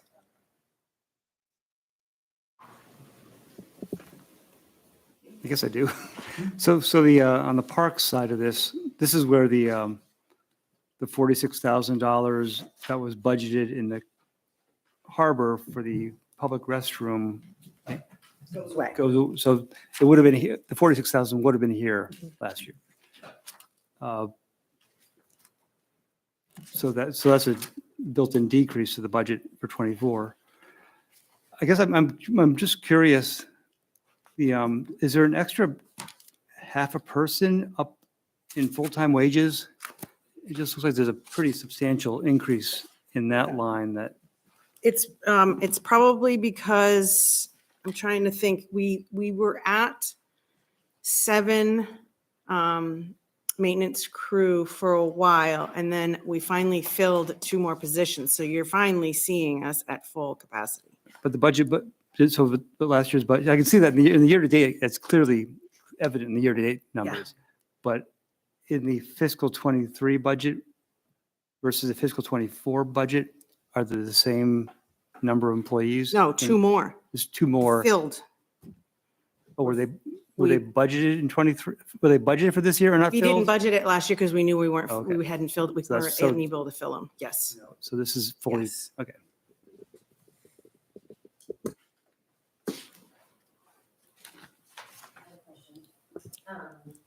And I could be missing it, but do you guys, is the Hosmer Pond, that gets tested as well, right? Bacteria and stuff? Through the watershed, yes. Oh, it was, okay, Yep. I didn't see it on there. I thought that it was, but I didn't see it specifically written Yeah, out. we test shirt tail. I'm not shirt tail, I'm sorry, Lake Beach. We test Lake Beach for ocean. Yep. And then the other question that I had too was, and under parks on the equipment maintenance, was that where it's, seems, other than the fiscal year '22, it seemed like a pretty big jump in the budget that we had budgeted for last year, but I wasn't sure, was that Yep. because of, you wanted to get the extra? That's some deferred maintenance to equipment, but also that's the purchase of the new mower trailer Okay. and and half of the 4-wheeler. That's what I thought. According to your question, help surface something. So, and Audra, let me know if this wouldn't be covered here. Because the violation of the trees on your Lake Beach is adjacent to a park, is that, when you mentioned testing at Lake Beach, is that something that would fall in this budget that we would be seeing if there, okay.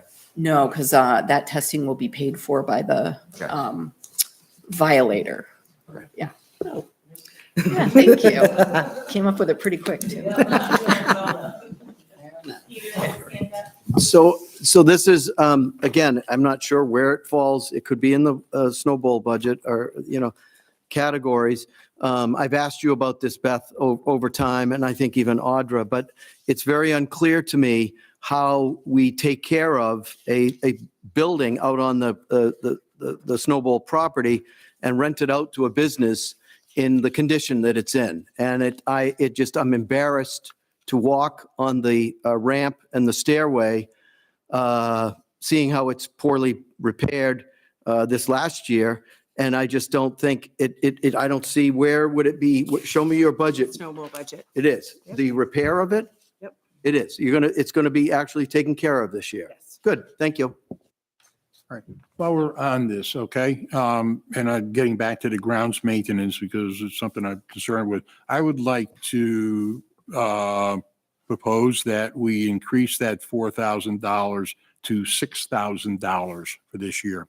And my reason is that if you take a look back at the actuals for 2022, it was 9,600 and it was 4,500 in the year before, 2 years before that. There was I can't explain the 114. I don't know what you do for maintenance for just $114. But I do think that number should go up to Probably wasn't coded right, $6,000. yeah. That's what I would like to propose. Are you making a motion to just that line item?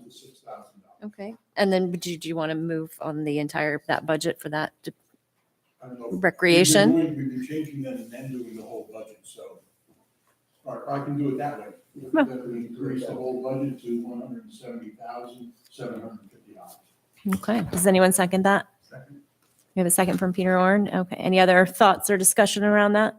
I just have a thought that, when people who are running a department come and they ask us for a certain amount, and I'm interested in not really trying to have the budget stay the same or not grow, I guess it's a very generous thing to keep saying, well, no, I really think you need this, but you need this or that. But I think the people who ask for it, I think we should honor that they know what they're doing and not necessarily just keep giving, increasing. That was one of the things I said I was going to start speaking to, because the people I asked when I spoke to citizens of town, they all said it always is just going up, going up, going up. So that's all I'm going to say. Thanks.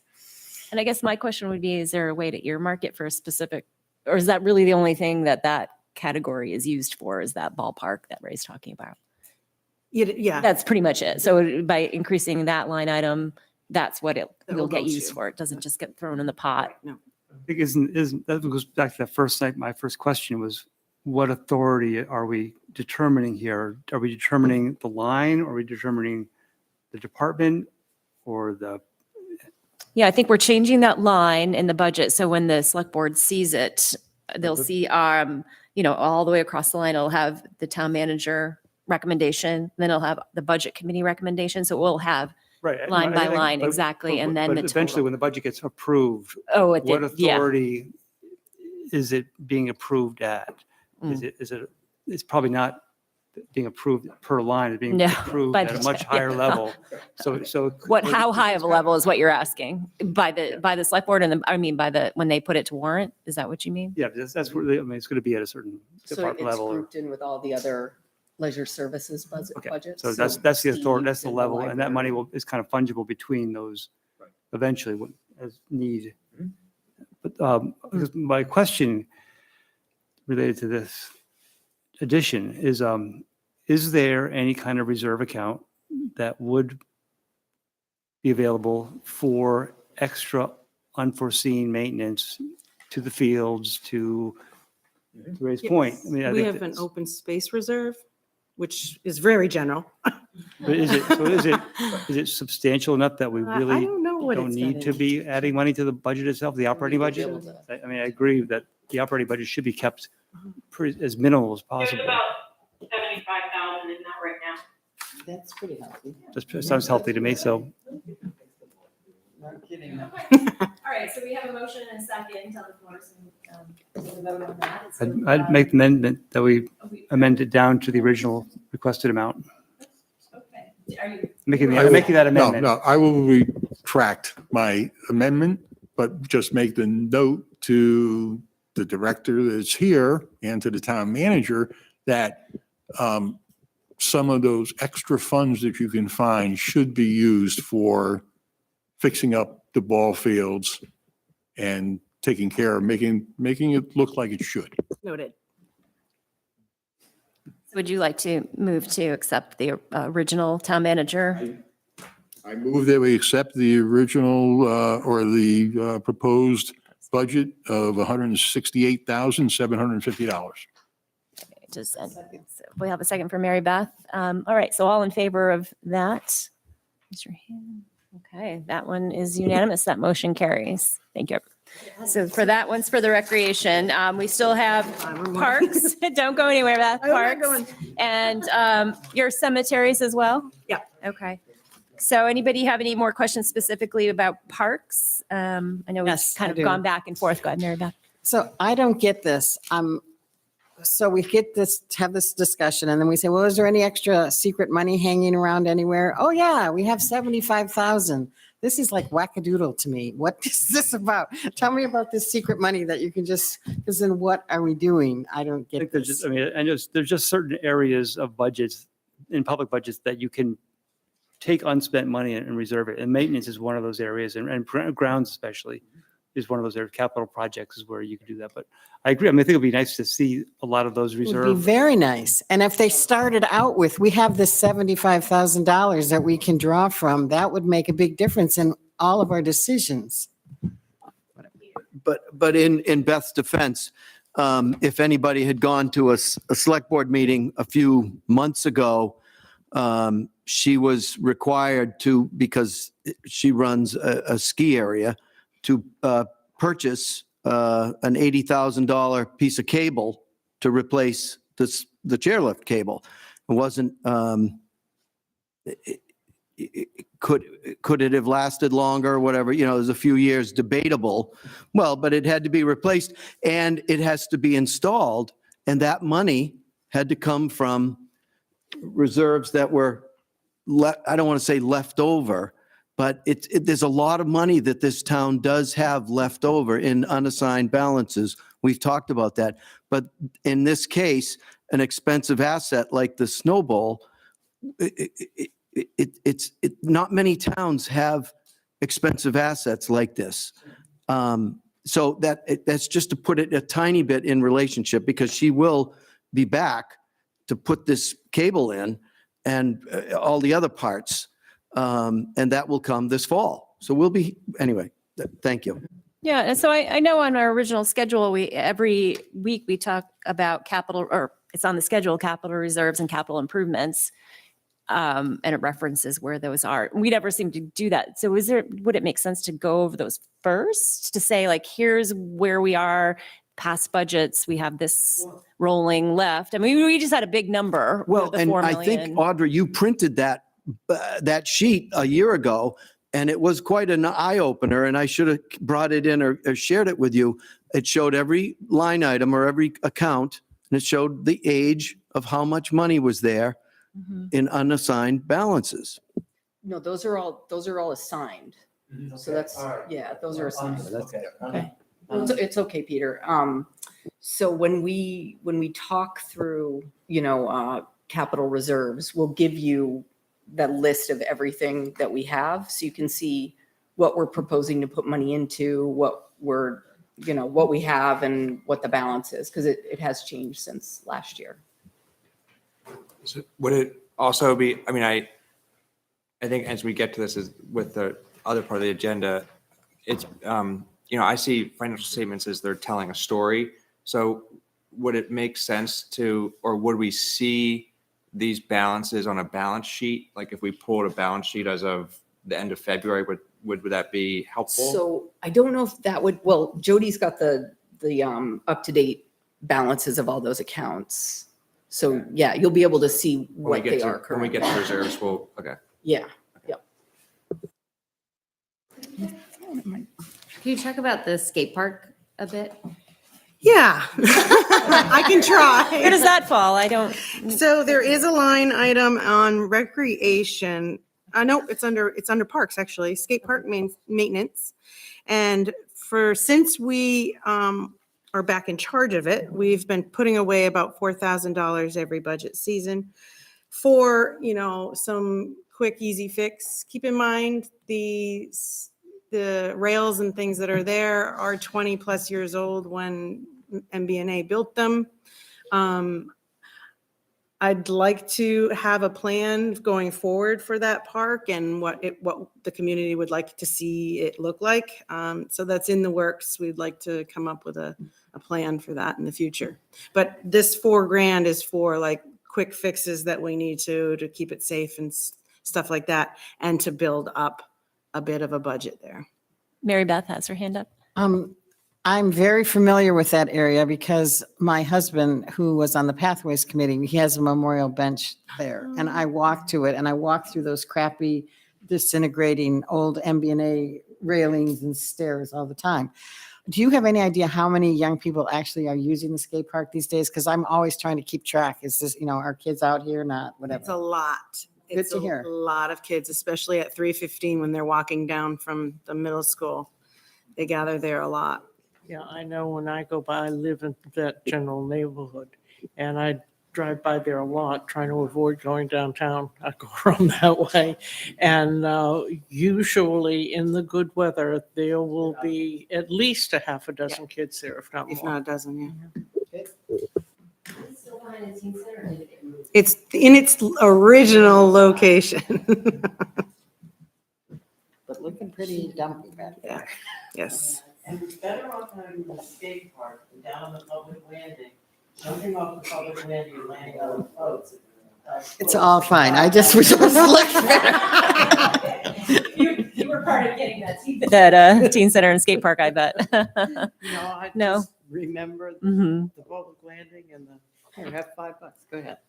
Maybe I can jump that low tide. Okay. Anybody else have any more questions for Beth regarding the parks budget? Where, I just saw this, thank you. Just curious, the porta potty rentals, are those just sprinkled throughout, or are those like when things are being, I'm like, it's such a weird line, I'm sorry. but I was Sprinkled just about. curious. That's a Sprinkled good- that's a about, you good know, way to throughout. put I'm it. like, I don't ever Best way to recall put it. seeing any, Sprinkled about. but. So we have to have 2 handicap porta potties at both Bog Bridge and Route 52 boat launch because the state rebuilt those launches, I don't know how, 5-6 years ago, and that was part of the request that we have handicap.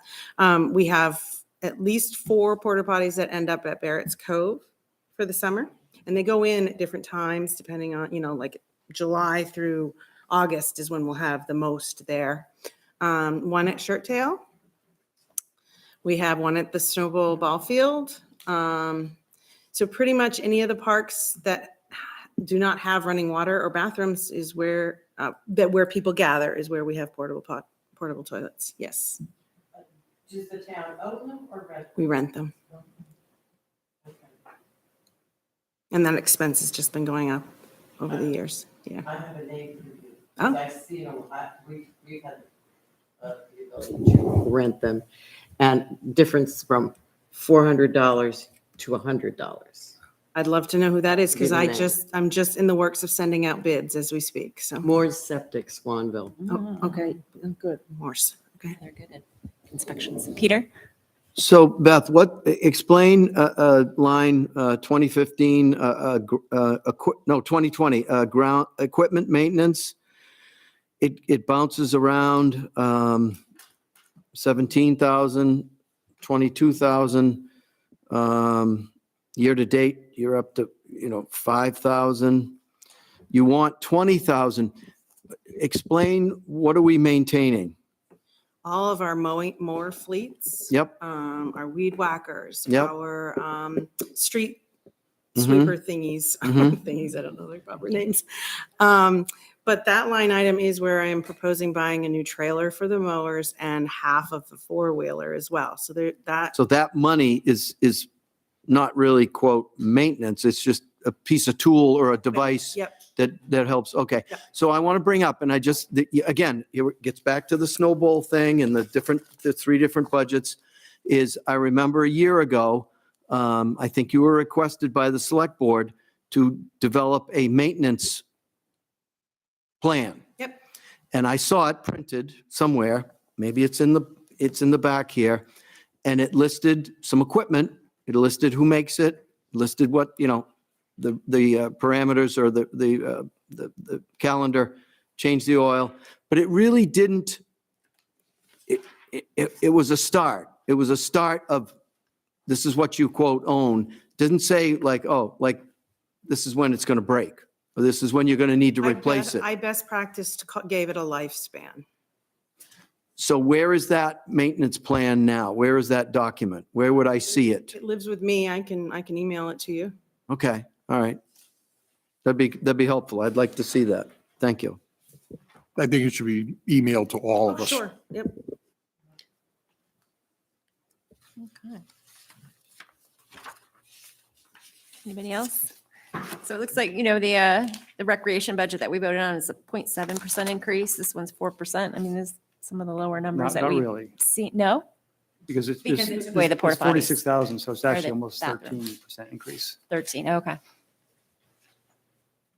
I took it away from one and then forgot to add it to the other. Thank you. Okay. I would advocate for the, Good. I will call. I'd advocate for like equipment being broken out from the maintenance line, just for clarity's sake at some point. I mean, in the future budgets. Yeah, new equipment should be a I would line think so. or It's just- to me, the- equipment and then equipment to me, there's like maintenance an is a operating separate budget, line. And then there's Is that why like the small department equipment is separate from equipment maintenance? Because those are, even though some equipment is in the maintenance part, there's it's not that much. It's Yeah, 500. I'm not sure why it was done that way. This is like a historic budget, but because small equipment, I would think of would be like drills, handheld stuff. Yeah.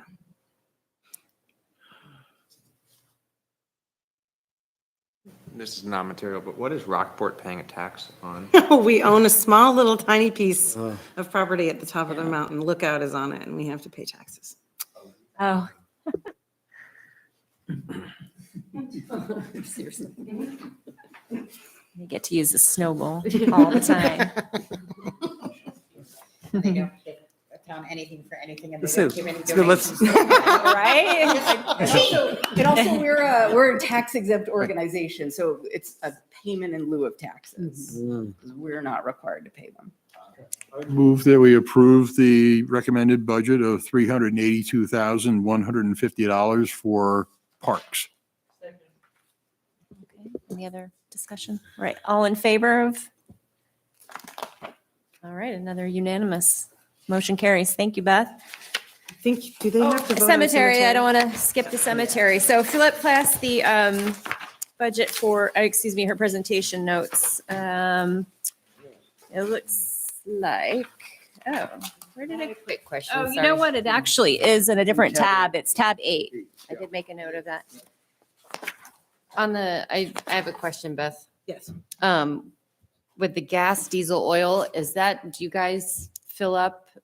Like, do you have I know that they were getting rid of their tanks, I think, he said, there, and then they're doing stuff with Maritime or whatever. Yep. What do you guys do the same thing? So we do have a low sulfur diesel tank at the Snowball, which we use only for the tractor this time of year. In the winter, the groomers fill up there, but any other needs, we go to Maritime Too, yeah. with gas cards. Yep. Okay, Karen? Well, first of all, I want to know who is cleaning up the cemetery up here on Mountain Street. It looks absolutely gorgeous. Yeah, well, the crew must have done a good job putting it to bed, I'm hoping. And there's only one tiny section left. The rest of those stones look like they were brand new. Yes, Beautiful the job. Cemetery Beautiful. Association has been working on restorating a lot of the stones Yeah, there. absolutely stunning. Yeah. Yeah. Excellent job. And this is something that I, realized maybe a year or two ago. Oh, the note that is underneath the budget, it says, note, this budget is funded by the Cemetery Association. So this budget is 100% reimbursed to the town. I just wanted to make sure everyone noticed that. So I don't know if that. Yeah, I don't know who the association Yeah, is. what is that? Who is that? God bless them. It's like a group or? Your father's on there. Well, I know that, yeah, but trust me, I'm out there. Like, I help. It's a family business. Definitely. So it's a town committee that's appointed by the select board. And they manage the 2 cemeteries and their trust funds that are associated with that. That's where they, Trust fund. and also revenue from other cemetery functions. Services, yeah. I want a trust fund. So it looks like it's going up, not at all from last year. So I think Mary Beth, pretty happy with it. 100% reimbursed. Would anyone like to I move? propose that we accept this as written. It's super. Right. Does anyone second that? A second. Oh, okay, we've got we'll let Courtney second that since our dad, spends lots of time there. All right, all in favor? Thank you. That one carries as well. So I know, Yes, so since we have Beth and Dave here, and this is my. Exactly what I was going to Sorry for say. this. I forgot to. That's what I was just going to propose. We have Beth here and Dave. So however you want to move, we'll move our additional topic to the end. Great. What page are we on? Which Budget. Sorry. The snowball is on tab 10. do I not have their, do we not have their budget? I only have their revenue. Yeah, so I noticed in my binder, and I thought this was a boo-boo in my binder, but Courtney's saying the same thing. She doesn't have the revenue, or you only have the revenue, you don't have the expense. Yeah. And so I was missing that. So I went on the website and printed it for myself. So I don't know if anybody else. So if that's something that we could get Jody to pop up, if that helps. And I just noted, I made a note to myself, but I thought it was just me that didn't have the page, so.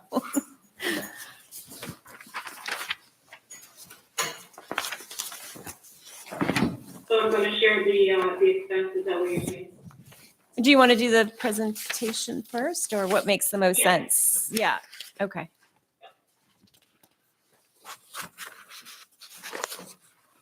So just a quick little side note.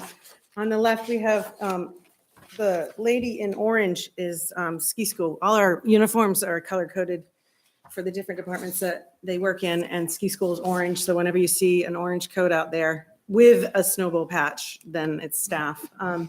And we have flags where they meet for private and group lessons. The middle one is a snow groomer. That is the machine that lays down corduroy on the snow, and it tills the ice that we get here in Camden a lot to make a nice skiable terrain. We have two of those grooming machines that are workhorses. They're out every night and every morning grooming all of our trails. And then we are the only one in the Northeast that can see the ocean from our summit. So it's pretty nice to be able to tag that. Next slide, Judy. Okay, so the Camden Snow Bowl is managed and operated by full-time Camden employees and approximately 70 seasonal employees and 80 volunteers. This budget is based on a 60-day operating season, and the Camden Snow Bowl strives to be an asset to the community. Next slide. So this is some Snow Bowl statistics, but I'm going to give you a little history. The Camden Snow Bowl was built in the 1930s by the Camden Area Outing Club and was gifted to the town in 1980. The Snow Bowl has seen a lot of change over the years, from handle toe lifts to a triple chair lift to the summit, adding snowmaking to have decent snow coverage on trails, to having snowmaking on 80% of our trails. Adding lights, so 8 trails are lit for night skiing. And our original toboggan chute was built in 1936 and has been rebuilt 3 times over the years. Next slide. So staffing at the Camden Snow Bowl shares roles again with the Parks and Recreation Department, which we just went over. 2 full-time Snow Bowl admin, 1 full-time custodian, and 8 full-time Alpine, Snow Bowl Alpine, with one of those person being Kyle, that's represented in the picture. For 16 weeks, he's our rental shop technician. So, next slide. So Camden Snow Bowl relies on volunteers to perform many duties at the Snow Bowl. Those volunteer hours total 4,700, and if we were to pay them at minimum wage, that would be about 65,000 in additional payroll.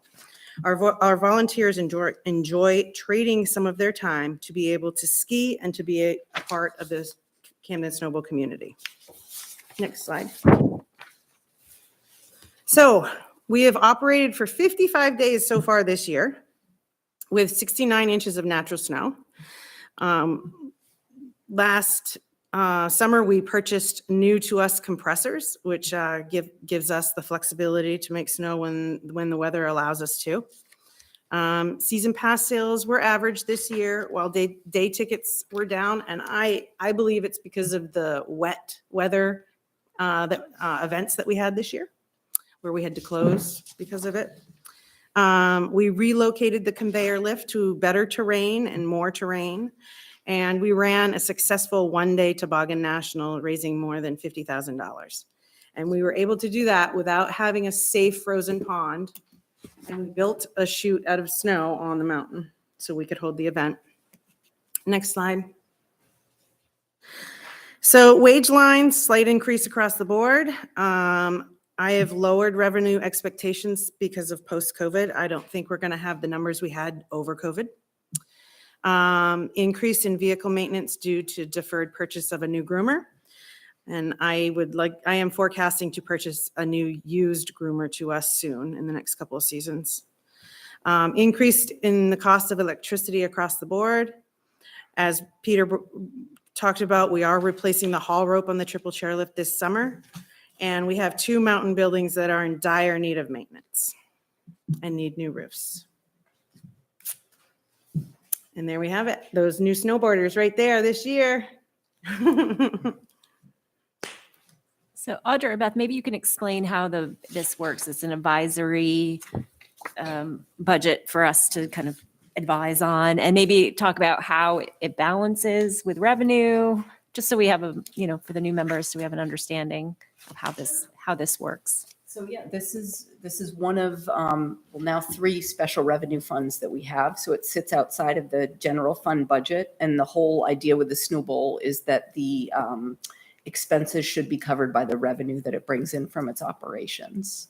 And it's similar with the wastewater department that you'll hear from pretty soon. So that's the philosophy and why it kind of sits separately from the general fund budget. And the role of the budget committee is to review and offer, feedback, comments, suggestions. You don't have to vote on any part of the budget. It's more of a, informing you of what it looks like and just getting feedback from you that we can share with the select board as well, because they're ultimately the approval authority for that.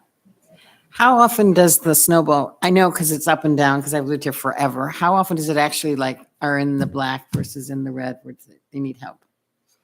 Well, it's been a little roller coaster over the years. I remember a few years being in the red and it being creatively paid for or taken care of. I actually don't think since I've been here, it has been in the red. It has been in the black. Yeah, it's been in the black. Some years it's way better than others. We've had 2 great, some years, I think the first year I was here, so that would have been winter 2017 into 18. It was very close. The year after that, it was a little bit better, but I think, we're talking like maybe $20,000 in the black. And then just the COVID years have been unbelievable because people didn't have anything else to do. We were kind of the only game in town. And we had a skeleton crew. Right. And a lot of nice snow. I mean, it's so weather dependent. Yeah. Just some extra perspective on that, I can remember some town meetings in June where to make up for the snowball shortfall, there would be a suggested appropriation at town meeting of sometimes $30,000. So it would be a balanced budget. So those years, but thankfully we've been able to miss that, or not forget that, but avoid that. Yeah, I also remember back in the 80s where it ran in the red 3 years in a row. And then the following year, on the 4th year, we had snow from November through April. Just like that. And I think right around the time Audra started, we had a special committee, a special snowball committee that did a deep dive into the budget, spent a lot of time, and I think the end result was kind of a rethinking the budget itself and kind of really just making sure that the budget was the right size for the area. And I think that's, it looks like the budget is almost where it was back then. It seems like it's really been fairly Small flat. growth, yeah. We're open for discussion on this and everything, though.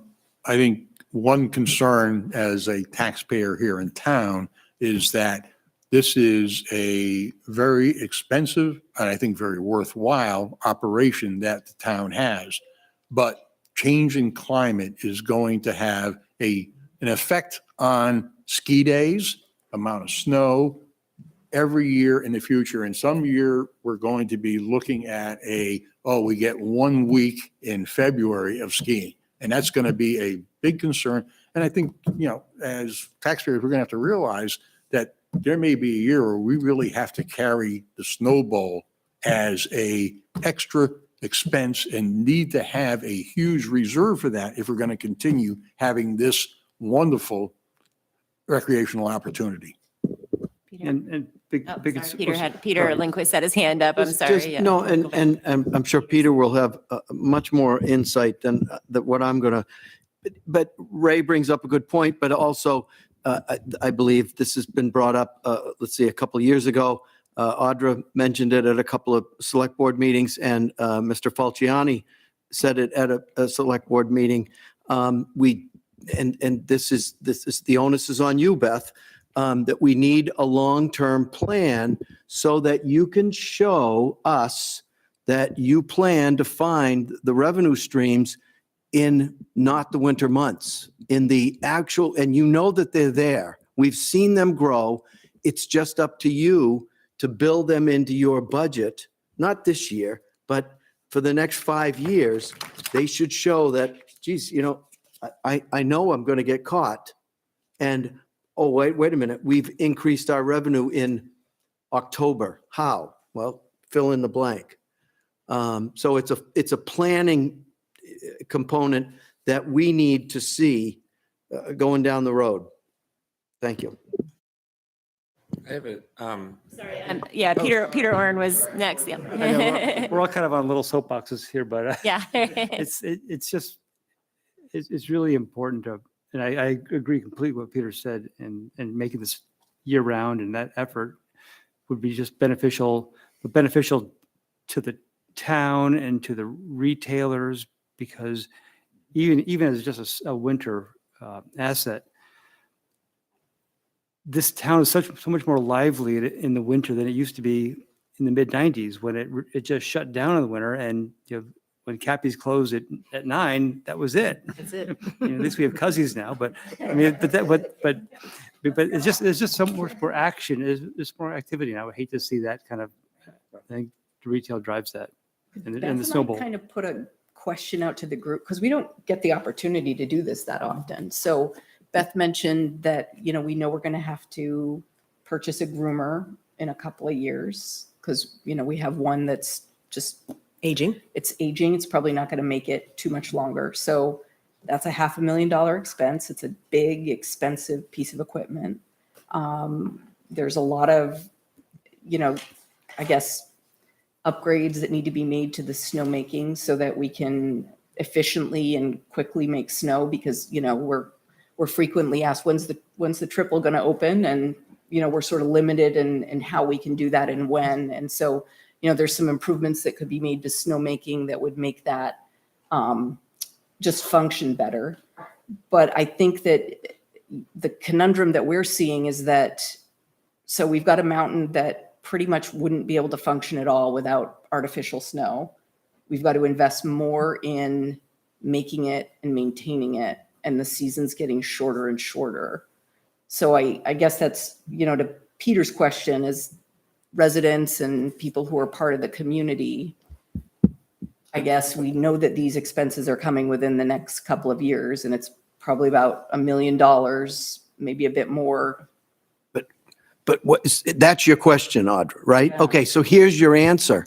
You were before the select board 6 months ago, and it's in the budget we just talked about, Friends of Curtis Island. You were really quick to get that up and running. Terrific. Town asset, responsibility, stewardship, great. Where and when are we going to create a Friends of the Snow Bowl? We've got a foundation that, quote, funds the Snow Bowl. It's private. We don't know much about its transparency, but a Friends of the Snow Bowl that is it's us. It's us. And darn well that we could raise $1 million for one purpose if it were embraced by you and Beth and all of the department heads that said, geez, look at that. This is not new. It's done all over the country. Friends of ski areas, they support it. So you know that you've got those expenses coming down the pike, because we do need a groomer. Okay, we got that. We need the cable. But no one has ever put this together. I put it back. Well, I would say that it's not the Curtis Island. I'm not putting the Friends of group. That's a group of community members. I think that if we are the ones who put the Friends of group together, there isn't that sort of level of ownership and investment in it. Could I suggest maybe something? I've asked this, being newer to the community, and I've asked people kind of two questions on my listening tour is, what do you think of the Snow Bowl? And the immediate response is, it's a gem. I love it, from people who grew up here, who are still here, people who come here. And the next question is, well, do you think it's cared for appropriately? And is it, no, it's neglected. And so I'm thinking, would it make sense to have rather than, I like to maintain a low heart rate when it comes to financial statements, especially from a budgeting perspective. And so would it make sense to make this more predictable and think about having the town, the taxpayer, contribute 25, 40, like what we do with the library, to their budget rather than having them depend fully on an unpredictable revenue source? Is that, and that's would somewhat from if the Friends group would be a group of all residents, essentially that would be coming from the same place. It just would be a different engineering of it. Is that something that you think the town would be welcome to contributing a percentage, or is that something that I'm Probably has some I'd say historical no. background The on short that. answer was no, but I think but that was certainly a big part of the discussions is how do you craft the business plan for the Snow Bowl to incorporate the uncertainty? And I think we just felt that at the end, the committee felt, and the recommendation was just to put together a realistic budget that accounted for that, realizing that some years would be up and down, and then have a reserve that would help temper those ups and downs. But I think back to your, question, if I'm hearing it, and I'm hearing it through, the school business manager framework, is we have a lot of big expenses that we are going to have, that we need for this Snow Bowl. Let's say $1 million. Do you put money away ahead of time and buy it? Do you budget now for it and buy it, or do you wait till you need it and then ask for money? And then my first time in this budget committee, the question was, it was a new fire truck. It was like $400,000, some more than I could even think of. But no, like $50,000 was put aside for it, and the rest was going to be borrowed. I'm like, how could you knew this thing was going to come up 20 years ago? Why wouldn't you plan for it? In my role and what I've learned in the last 10 years is sometimes you want the people who benefit from that asset to pay for it, in which case you wouldn't have the people who aren't going to benefit from the groom or the snowmaking pay for it ahead of time so somebody else reaps the benefits. Maybe the process is going to be outline the need, the problem, outline the need and the solution, the proposed solution, and go to bond and really get the voters to kind of make a decision about whether they feel that support is. I mean, you have to make a pretty good case for it, but then the people who benefit are paying for it, and I've come to really subscribe to that. It makes more sense to me when we do something for the school. If you're going to invest, this is just an example, a turf field, you don't save for it first. You let the people who are going to benefit from that pay for it over time. If you can get a friends of, even better.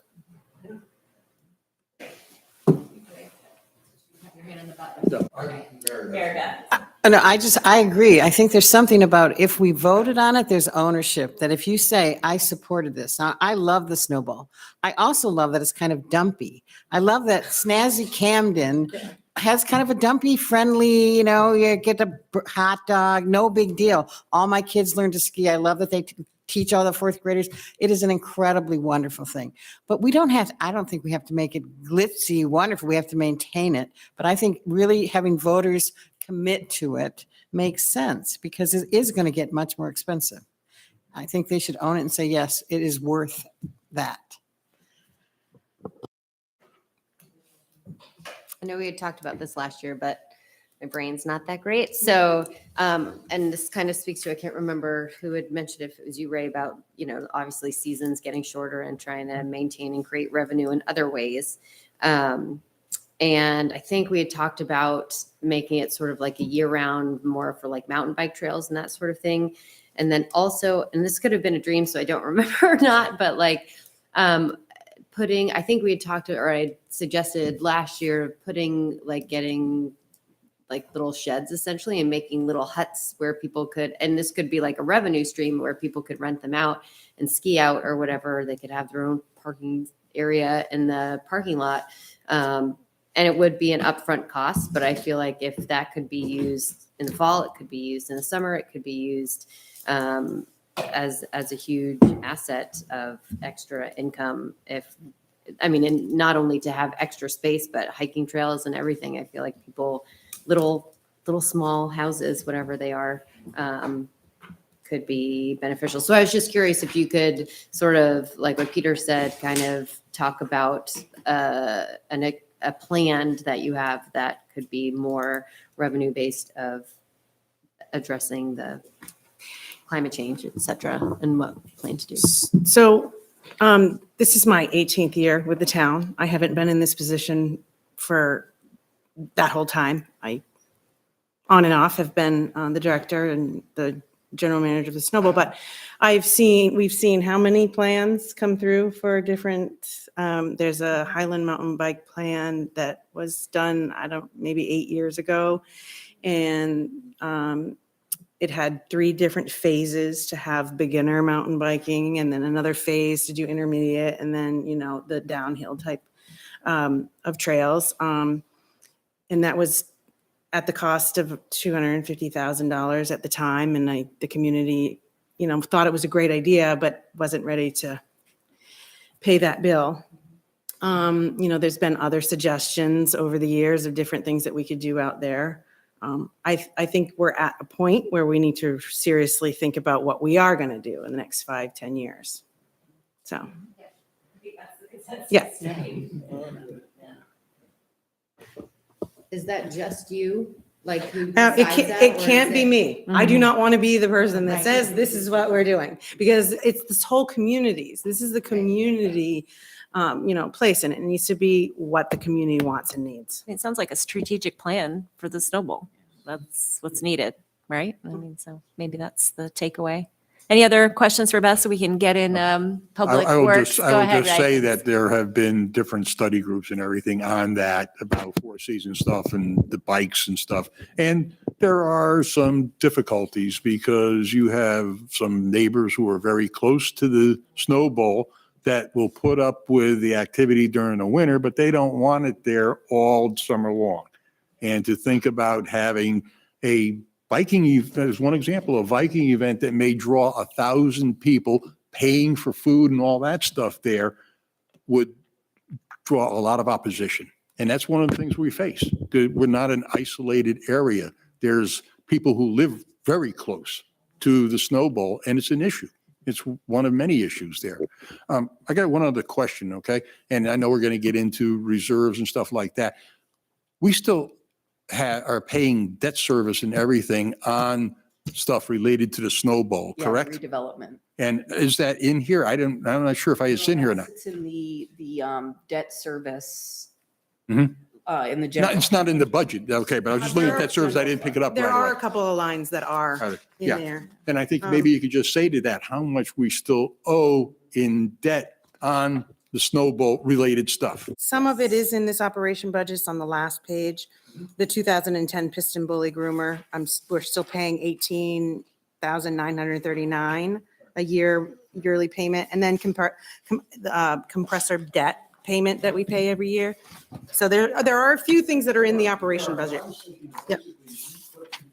Town voted for funding for the lodge, et cetera, which is not built. Mhm. And there was a foundation, the foundation pushed for that and everything, raised a lot of money, but not enough. And how much is the town taxpayers actually paying for that now?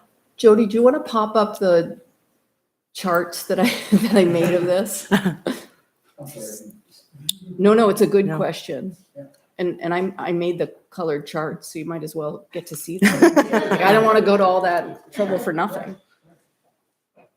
Is it in the admin drive? think so. I thought everybody had a copy of it, but we might have forgot to put it in. Oh, yeah, it's actually in the, oh, just a moment. So you can, I'll keep talking while I Any other search for this. Maybe just an idea, just to throw it out, and I don't know, this is probably more obviously select board, but just thinking, I'm just thinking of, is the could the snowball become a part of a season pass, a main pass? Would that bring more people? Would we get revenue from that? Could we do like corporates?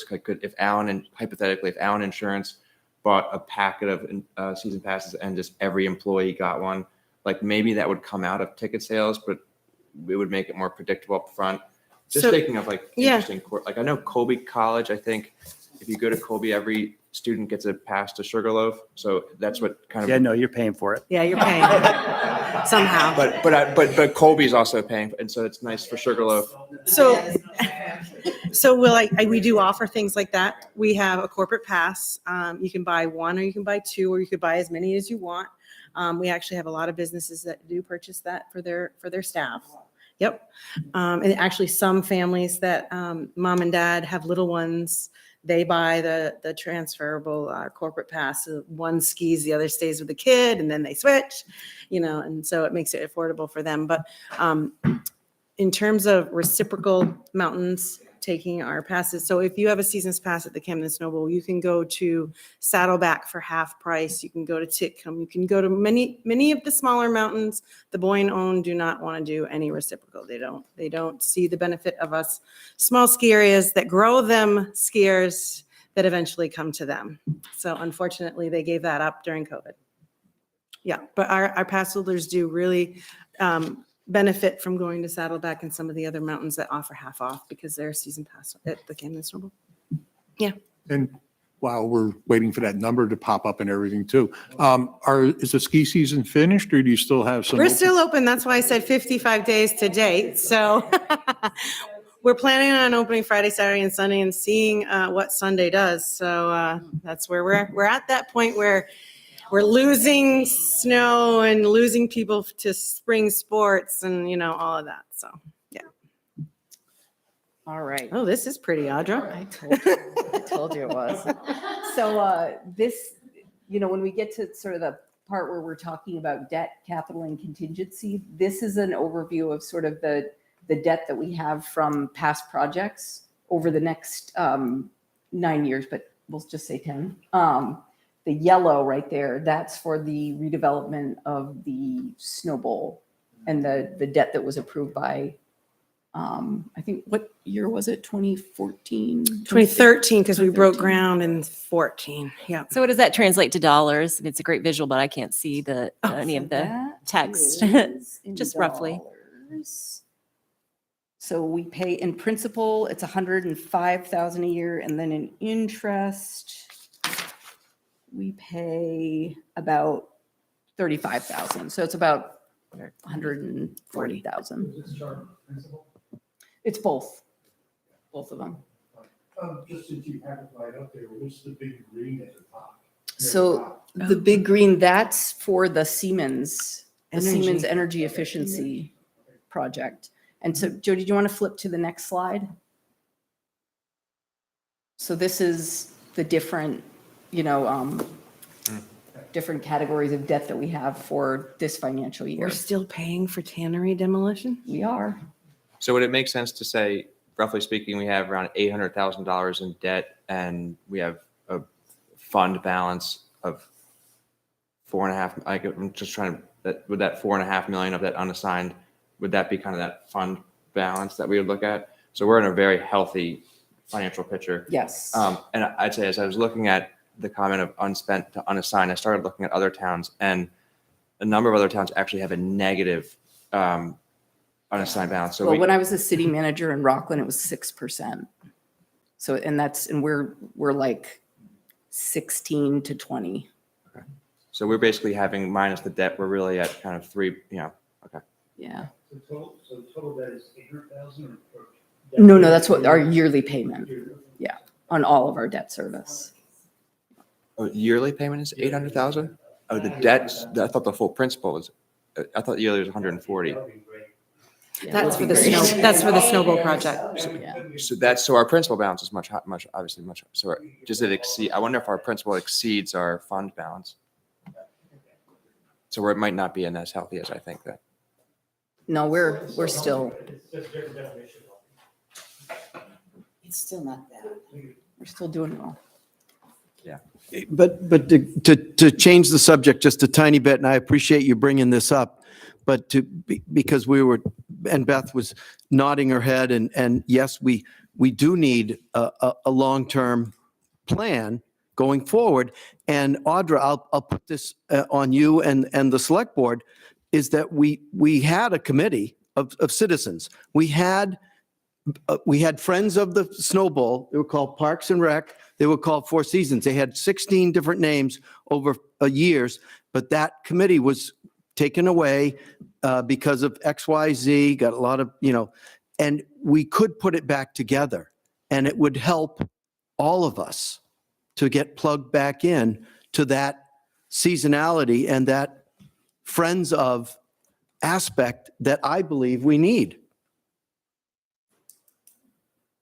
I'm totally in the dark when you say friends of, I'm like, what? So I'm referring to, if you look around communities, or if you look at the select board, we've created a Friends of the Curtis Island. Friends of the Curtis Island. It's an opportunity for you to express your support and your community engagement. Meaning if I had tons If you want, no, if you had $50, Or if you wanted to go clean up $25, or if you had, paint. many towns raise money, $5 at a whack on their website for become a friend of the Camden Snowball. It's just a way to get people's name and interest level. Same way they put the name on the back of the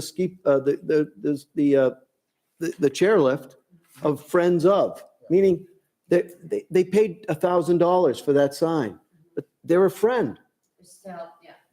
Okay, thank you. It has to be monetary, it could be. Just a way to raise money, and you could do it through the town's already a tax deductible entity, so there wouldn't need to be, so be it like a new entity established. You could, if you wanted to make someone who's donating maybe feel a little bit like the management of the funds, but it's a town owned, so we could essentially raise money today. I think, like if someone wanted to donate and say, hey, I've got $10,000, they could give it to the town and go directly to the Snowball, and they would get that. Wrong in that, or is that? No, they would be as a tax break. Okay, so that strategy could work. Yeah. And this has nothing really to do with the budget, but since we got on the subject, what is the status of the Ragged Mountain Foundation now? Do you know? Can you tell us? As far as I know, they're still active. We wanted to take advantage of ARPA, or it was a new program from the Economic Development Administration. It was just during COVID. I don't think it has returned, and it was for small recreational areas. It was like travel, tourism, and outdoor recreation, and that sort of program had never existed in the EDA before.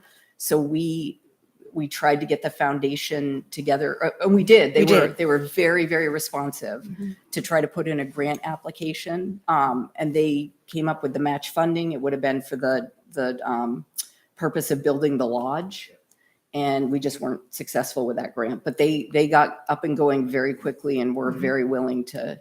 So they still have some funds. Yes, they do. And they would like to see the project done They would eventually, Yeah. so, yep. Yeah, and I think they're really just kind of looking for new members, from what I understand. Okay, well, it's just 2 minutes before 8:30, and I know Dave Bolstridge has been waiting for like 2.5 hours. No, we're not counting. So we? Thank you all. Yeah, We'd love to get him on that way. That would We're be great if you don't mind. Anyone's okay with that? Okay. But you don't mind staying a little bit longer to get wastewater? Oh, UConn, all right. All right, thanks, Dave. Thanks for your patience. Good evening. This is quite a long budget. I'll hit the highlights. But any of these categories, you have some questions, just interrupt me while I'm on them. It's tab 11.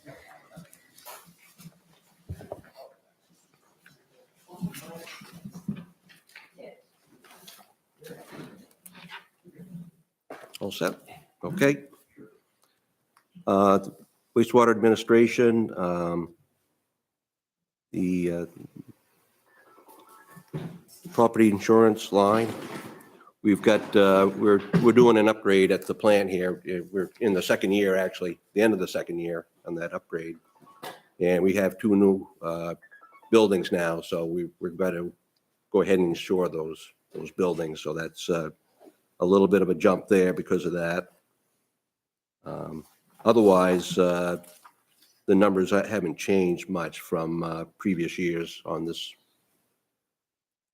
on the administrative side. So.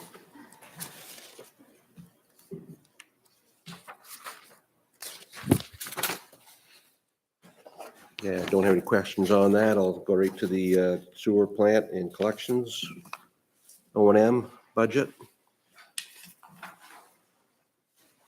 What did we in 23, we budgeted 50 grand for GIS updates. Yes. Did we ever, is that something that we haven't spent yet? Oh, sorry. I'm just looking at the GIS updates of 50 grand that we budgeted last year. Is that something that just hasn't been spent or hasn't been? Yeah, the issue there, we had some software problems with our CCTV camera software. And what we were going to do is put all that CCTV information on the map. So we could go and if we did a section of pipe where we inspected it with the camera, you could click on that, the video would come up, and you can watch the video. So it's, yeah, it's very nice. It's it saves a lot of time. We're just about ready now, I think, to do that. So that's going to be. Yes, absolutely. Okay. Dave, I got to ask, I mean, I'm a little confused. So the first page is administration, right? Yes. And so the next page is operations. And then the last page is capital reserves. But here we are, and I just got to take this opportunity because I want you to educate me, is, you know, we're in the like practically the second or third year of this infiltration and yeah, all the different terms and all the different acronyms of our system is causing us to have problems with our neighbor, Rockport. And where in this budget do I see this either being taken care of, being improved over the years? I've got 21, 22, 23.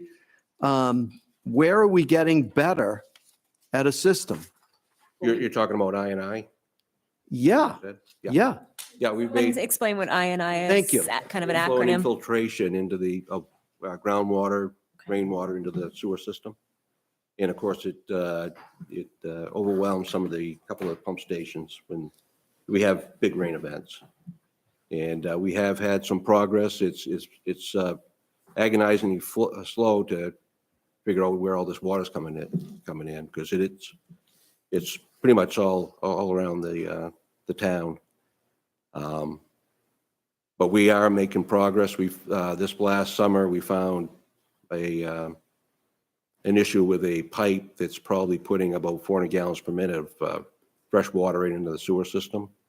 That'll be fixed this summer, and that's going to help the C Street pump station where we have most of our problems.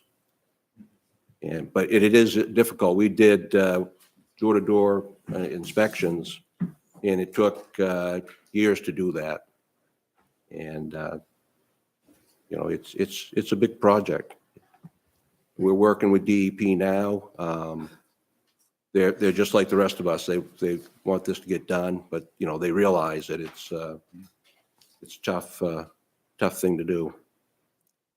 Dave, could you just give maybe a very rough percentage of how much of that is from private residences and how much is it really belong public town of Camden stuff? I'm private meaning businesses and everything like that. You mean And where like is it coming from? Leaky pipes versus maybe, people's basement. Yeah, I drains. noticed ones who are coming out of basements and stuff like that, but does it also include stuff from, I would call, property that the town of Camden owns, not privately owned by businesses or residents? Do you have any idea on that? I mean, are we talking about, hey, it's individuals who are doing this, or is this town of Camden actually responsible for a lot of that inflow? No, 99% plus is private. Okay, thank you. Yes. Yeah, good. Yeah, we checked all the town buildings the first year. Good. Okay, fine. Thank you.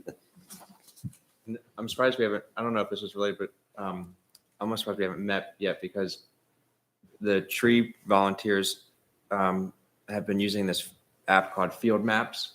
And with that, I'm not sure if you're familiar, it has a stormwater layer on it, stormwater, and Dave and Allison have been taking photos of culverts and throughout town, especially when we have a heavy rain event, to see where really the ethos is we can't just put it in a pipe and hope it, solves our flooding issue. And so is that part of, I guess when you think about a fix, are we still kind of in that discovery period, do you feel, of what the appropriate fixes are in order to handle, or? Yes, we are still in discovery. Like floor drains in houses, a lot of them have been found and replaced and fixed.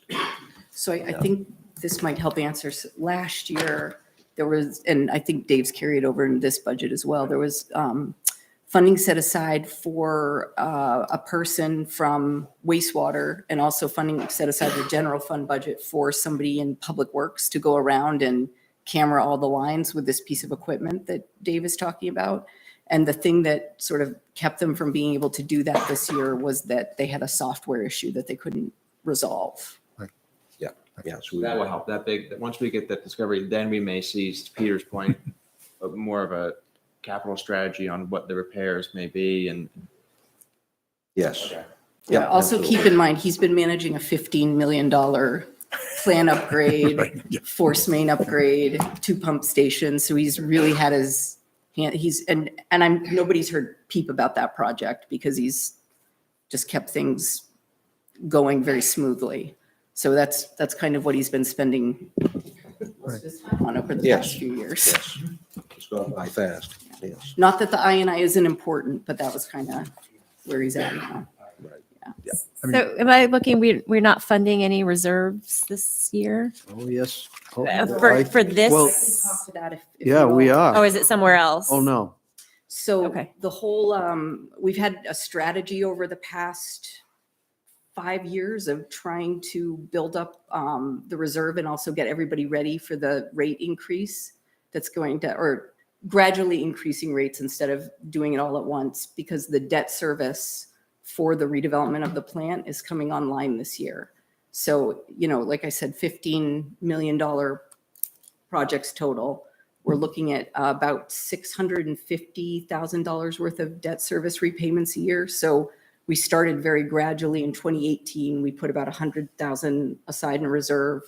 2019, it was 200,000 or something like that. So just trying to build that up gradually so that there wasn't a shock, and everybody was sort of facing that repayment in 1 year without having the reserves built up in the past where they've gotten accustomed to a gradual rate rise.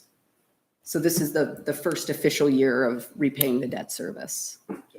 So, I mean, this is really more informational than we're making any kind of a decision on that. So I've got 2 questions. First, is on the line sludge removal. And I'm just really curious, where does our sludge go? Does it go to Juniper? No, this is a great question, Ray, because it's changed. And if that is the case, that 110,000 is going to have to go up, as an expense.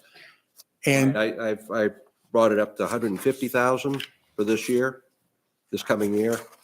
As it turns out, one of the things we did with this I upgrade. see 110,000 here. That's FY +23. No, it's FY '24, it says 110,000. This was all printed before Dave got, Okay. Casella is who Right. takes our Okay, you got waste. the, Yeah, they've got the another old version. All right. Yeah, okay. So- Sorry about that. Yeah. Okay, so you are taking that into account that the sludge is going to go to Canada now? Right, Do you want yeah. to tell them about the legislation change and what we used to do? and what Yeah, we do now? it's, you probably know it's all because of PFAS that we can no longer compost and spread. Yeah. Yeah, so it's going to Juniper Ridge and like you say, recently the landfill got into trouble as far as bulking. And they were concerned that they were going to have a slide off the side of the, Up at Juniper. and that's when they looked for other outlets, and New Brunswick is willing to take it right now. But I'm not optimistic that's going to last for too long. And if I'm not mistaken, I think it came up at a select board meeting maybe a couple of years ago or whatever, but wasn't there some sludge, and I'm assuming it's from our wastewater system, that was deposited in certain places here in Camden? Years ago, yeah, that there was some, Has that been Ready, removed, or is yeah. that still on those properties? And I think they're up off of Hosmer Pond Road. yeah, I tried to find out where all that took place, but I couldn't find any information at the plant anyway. Okay. Yeah. Okay, fine. And DEP put up a website that showed some of the places where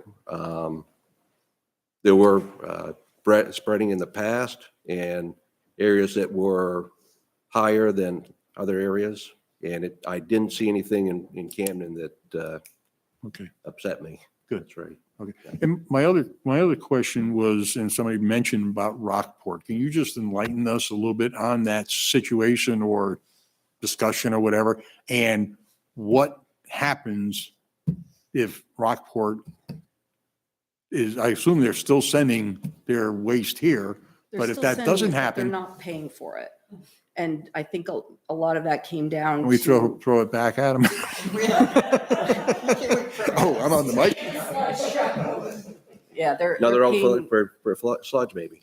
yeah, they're paying for like a seventh of, or probably an eighth of what it costs for us to treat it. And really, I mean, honestly, it came down to, they had a consultant that miscalculated how you calculate rates.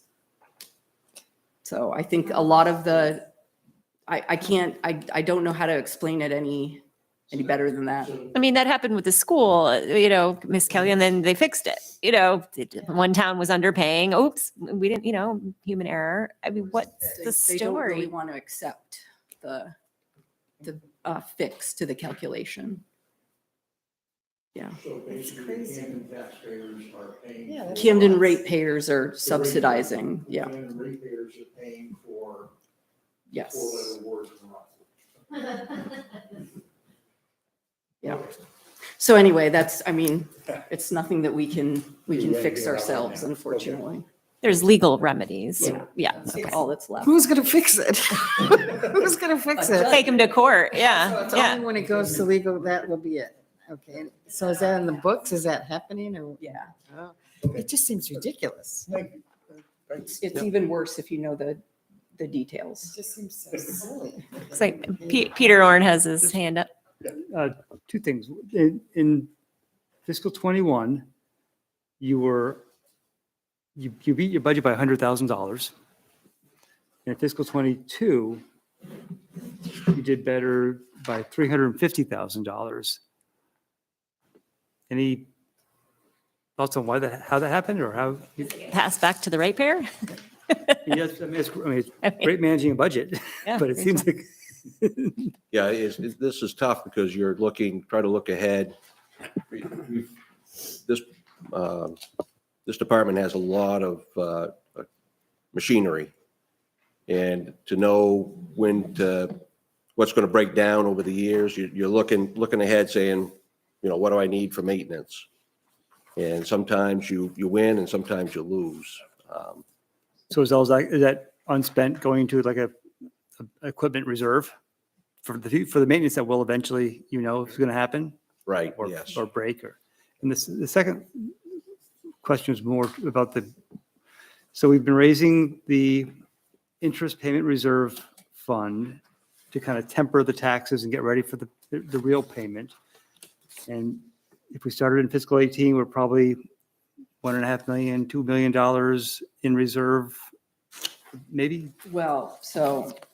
So I guess It's a good question, but here's the problem with it. So Rockport was supposed to contribute 1.2 million toward the redevelopment of the plant. That was in the interlocal agreement.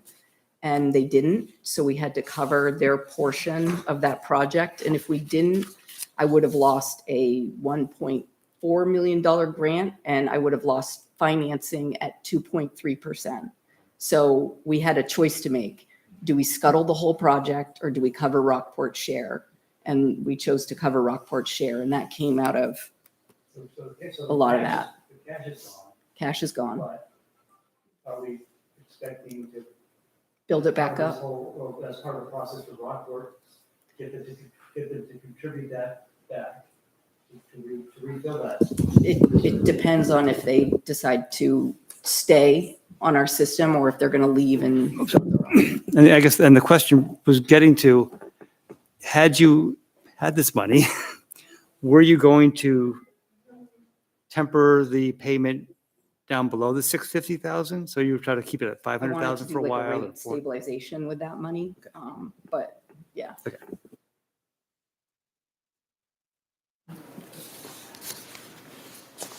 Knowing that, does it make sense? I know you didn't, and I want to honor what you said of not increasing, but does it make sense to? I don't think this is a good year to do that. Yeah, this is not a good year to do that. Oh, I'm sorry. I'll let him ask it. I was just wondering, because our reserve has somewhat been depleted, if it made sense to build that back up. And who builds that reserve? The taxpayers or just the ratepayers? Ratepayers. Okay.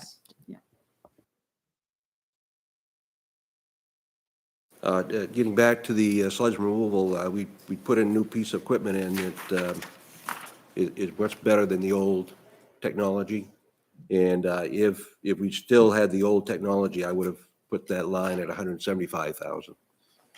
So we're, that new piece of equipment is going to start paying for itself right off here. Moving to pump station O&M.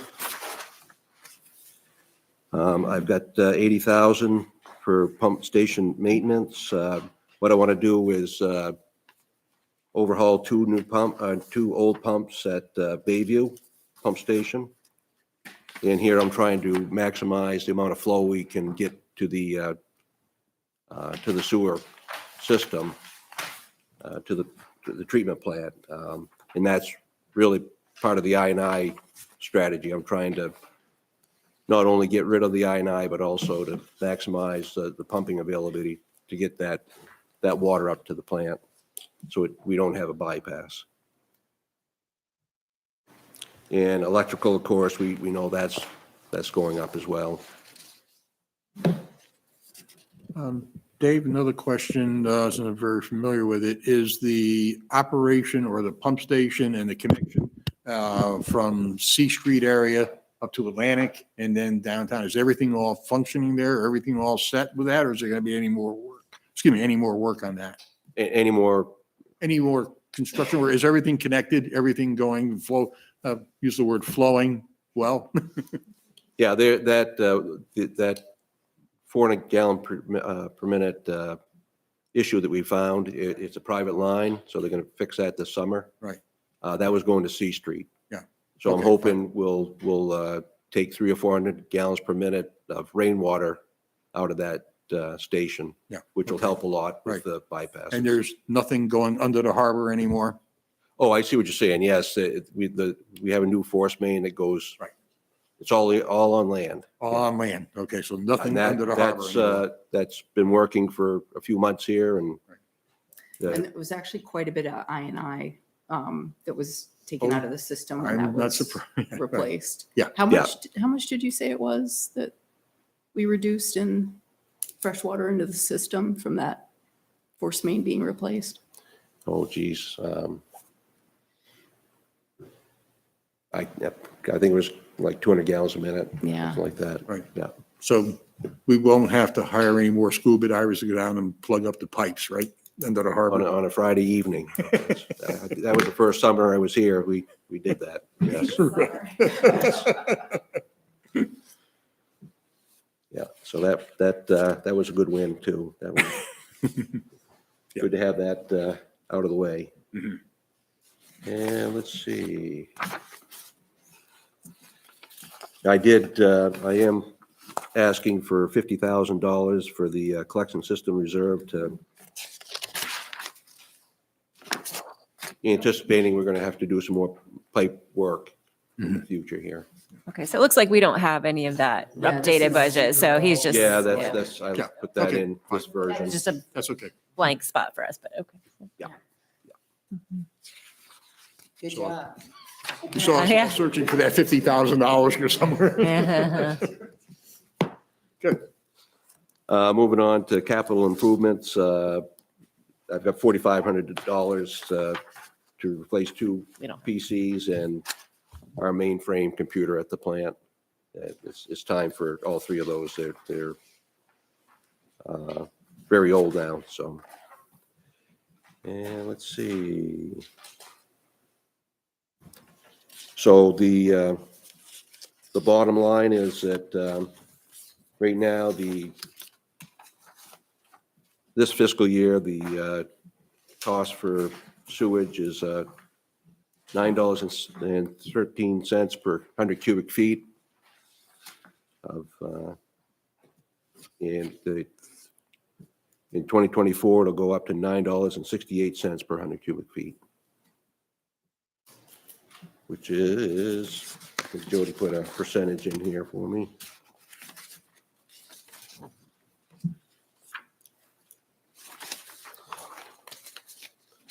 It's around 8% increase, 8.42%. And that is all going to be passed on to the ratepayers, correct? Right, That correct. 8%, okay.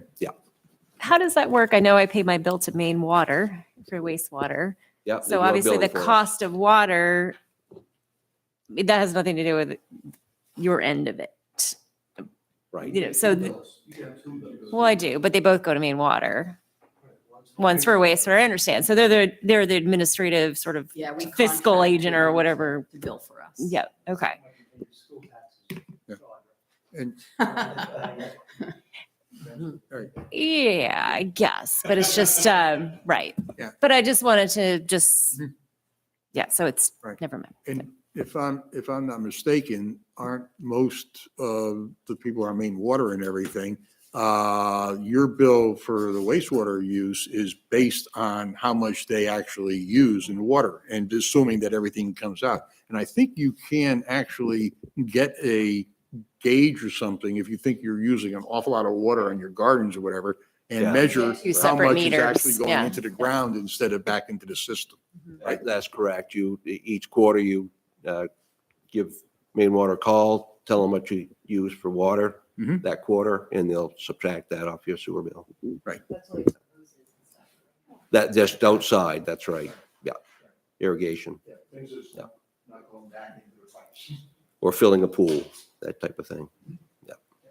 Yeah. And I looked, actually, someone called me, probably 6 months ago about where our rates were. And I asked them, what are you seeing? They were doing a big survey.